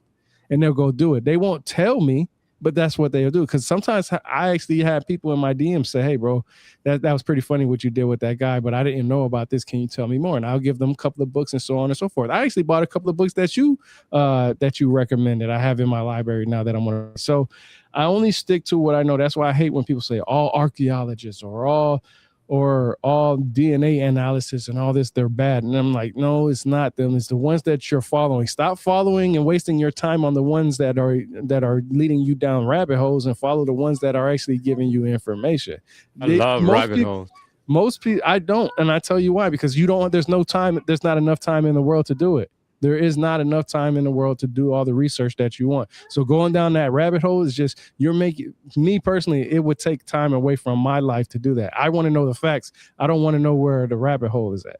If you can just lead me straight to the facts and give me the book, that's it. I don't even care. There's 7.7 billion people on this planet. Entertaining 7.7 billion people's opinions is something that I'm not going to do. So that's why I stick straight to the facts. He has the facts. I got the rabbit holes. Yeah, you got the rabbit. I don't even speak about them. I don't even like them in my presence. I don't, because it's a waste of time. I've been down rabbit holes before. And when you've been down there and you research as much as I can say that I've researched, you would not like rabbit holes. You'll be like, no, this is a waste of time. You'll want to argue with the person just for fun more, because you'll see how stupid people are. There's a lot of stupid, ignorant people out there, and it's only there's not stupid people. There's no, there is Well, stupid well, people. yeah, there are a lot of people that are uninformed. Yeah. My goal is not to argue. The reason I go on is all activism. Is all because I want to empower people. It goes back to my feeling in general. As an anarchist, not as an atheist, as an anarchist, we're all equal. We're all the same. And I want all of us to be empowered. The power to the people. And the way we empower people is, I agree with you, not rabbit holes, but the real information. And so that's why I want to share stuff that helps empower us. Totally agree. I had to mute Rebirth. I didn't want to hear him anymore. No, I was talking to my son over there. I was saying that like I was saying that the idea of rabbit holes is just it's crazy because of the fact that you just like right now, if you look at this episode, you had asked some questions, Fat Jesus, right? And Damien was trying to stick to a point, right? You was leading him down into a rabbit hole. He already had the facts. You know what I'm saying? So instead of wasting your time digging in that rabbit hole trying to get there, exhaust yourself, your mind, mentality, and all this other stuff, your physical aspects of your body trying to figure it out, the answer was already there. So now you went to go look for a diamond that's already on top of the soil. You see what I'm saying? You're looking for that gem that's already on top of the soil. You don't have to go digging for it because it's right there.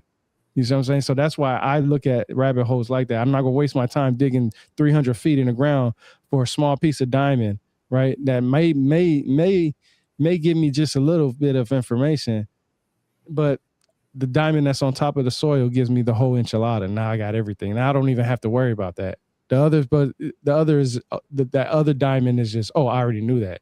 But I dug through this rabbit hole to get that little bit of piece of information that I didn't even have to worry about because that little bit of piece of information was staring me right in my face. That's why I don't like rabbit holes. I spent years, years down rabbit holes. And I was like, why are these people talking about it? There's nothing in the sources. Damien, I keep telling him that not everybody has a high IQ like him. But it's not about a high IQ because I think IQ has to do with just not everybody's like him. Almost. Well, but I agree with you. I don't really buy into the IQ thing. I have 135, which is considered to be the lowest of the geniuses. But I don't consider that why because I used to think differently. I used to be not informed. So that being intelligent had nothing to do with me being informed. Yeah, being informed, like he said, is to really want the truth. It's realizing that, there's a bunch of stuff I can learn, but do I want to learn the truth or just learn stuff that's fun? I mean, it's fun to learn stuff about Lord of the Rings, but that's not going to help me in my life or give me real knowledge. So, I mean, there's some people that are like experts at knowing the whole world and thinking of Spider-Man, but that's not going to, and I also feel though, it's not wrong if some people want to fill their world with the understanding of Spider-Man. I don't, like I said, because being an anarchist or Star Wars, I don't value judge people's thing. But if you wouldn't want to talk about the world or what really happened or really understanding, don't bring up Spider-Man. You know Star Wars. Star Wars is a whole world. Yeah, it's a whole world because they got languages, music, and religions. Dances. Even The Mandalorian, the show that just came out, I saw it. And that's like a religious cult. And if you read the backstory, they used to be theistic and then they stopped being theistic, but kept a lot of the symbolism and stuff. So they're kind of like a spiritual, non-religious cult. Where do you think they get most of their ideas from? They get it from religion. George Lucas got it ancient from ideas. Joseph Campbell. Because Joseph Campbell talked a lot about mythology and how they're connected. Although some of the things like the hero's journey, I think that Joseph Campbell comes up with is not a real thing. It's more something he just kind of made up. That's not as universal as he was trying to say.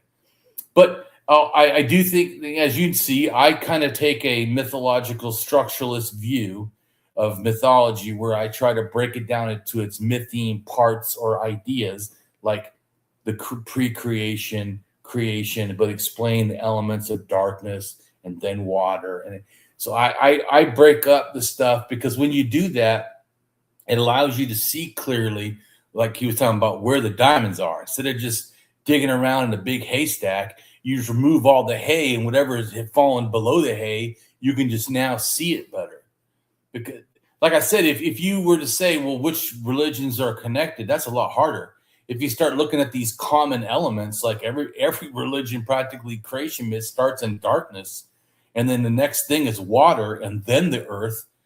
You start to, oh, well, wait a minute.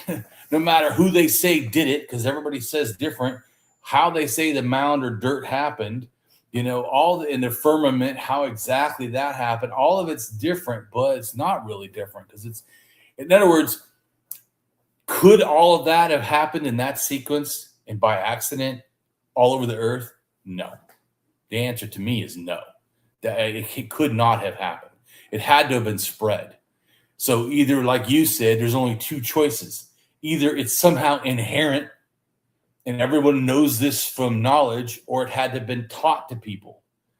And since we know that children are not born with the knowledge of all this stuff, that's not how it happens, then it was taught, which is my feeling is religion is a cultural product and moved throughout the whole world as a cultural migration.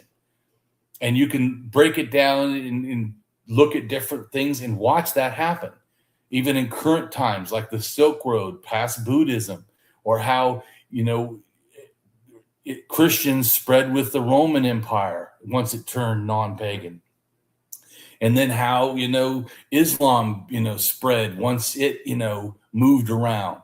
People didn't just randomly in areas become Islamic. They were, in a sense, taken over, and then that became the religion, or through trade. Because it's not always war. Everyone thinks like it's like the greatest war is what made religion. No, sometimes, it's nothing to do with that. It's just trading, like sharing ideas. We're doing here, right? We're sharing ideas. When you share ideas, you get influence. I mean, we're human. It's part of that group think we do, So I always say that it's not possible to not have beliefs. Because some atheists try to say they don't have beliefs. That's absolute nonsense. They believe that. So beliefs are an inherent thing that we do. The question is not, are you going to believe things? You're going to. The question is what you're believing accurate? Is what you're believing beneficial? Yeah. Is what you're believing good for your well-being or the well-being of others? So that's more important to me is it good for us? Is it good to think of racism? No, it's detrimental, even to racists. It's not good for the economy, even for racists. There's ideas that are just inherently detrimental to all humanity, even the ones doing it. Just like, if you force your ideas on people, that's not good for even you. So, I mean, I feel like that's what we should be focusing on. Is not if we're going to believe. We're all going to believe something. Well, let me ask you this. Do you believe? Okay, okay. Yeah, let me just make this clear. Do you believe in the great architect of the universe? Do you believe like in a supreme being that's overall the universe? No. Okay. I think that the universe is a random thing that happened. Even the earth, like the fact that the earth got life, some people feel it's just because of our place, distance from the sun. So they'll say every planet that's this far from the sun is an earth habitable planet. And that's actually inaccurate. Yeah, they call it the Goldilocks zone. Yeah, but that's not true. That's only one factor. The other thing is we have a too big moon. Our moon is too big for the size of our earth. What that does is it makes currents. It's currents in the ocean, which they believe gave rise or helped give rise to life. Without that big moon, we would have a problem. But it's even worse than that. If we didn't have Jupiter actually creates the way that the things spin because it's so freaking huge compared to us. And it's where it's at relates to why the Earth and the moon do the things it does. If you don't have a Jupiter, you have some problems. If you don't have a moon, you probably don't have life. The moon our size. It's not just how far you are from the sun. With that thought, there's an asteroid belt that lies between Jupiter and Mars that hypothesis on it, because nobody knows if there was a planet there or a planet forming, they're saying, but Yeah, there probably was. So, it's 'cause at more the and beginning more it was and more warm. leaning towards a planet, right? Probably, yeah. But with what you're saying, let's put that together. If there was a planet there, would Earth be Earth the Probably way it is not. today? Probably not. Yes. Yeah. Well, So just like the fact maybe that by another design weird thing that was destroyed. Well, I would say that it looks like design because we're now here and we're trying to look backwards. But the thing is, all these random things happen which allowed. It's like looking at a hole in the ground and then it fills with water and say that hole was perfect for the water. Because we exist, we would say by design. But if we didn't exist, then no. Well, I'm just making a comment, No but design. the fact of existing is a random thing. Yeah. That's like when some people think, well, every planet must have aliens. No, because for life to happen, there's so many things that have to happen. Yeah. That's what I was trying to say. It's also that we have a black hole that looks like in almost every universe area. There's these too many black holes, and these black holes seem to be spinning everything. So the black holes also may be causing things like dark matter and dark energy to push everything around. And it's just pushing everything around that makes these zones that they talk about. So, which I know when you look at all this stuff, it looks like, man, so many things are involved to make something happen. But that doesn't mean, that's like rain. Rain happens because of an ice particle that happened in the sky, even in areas that's not cold.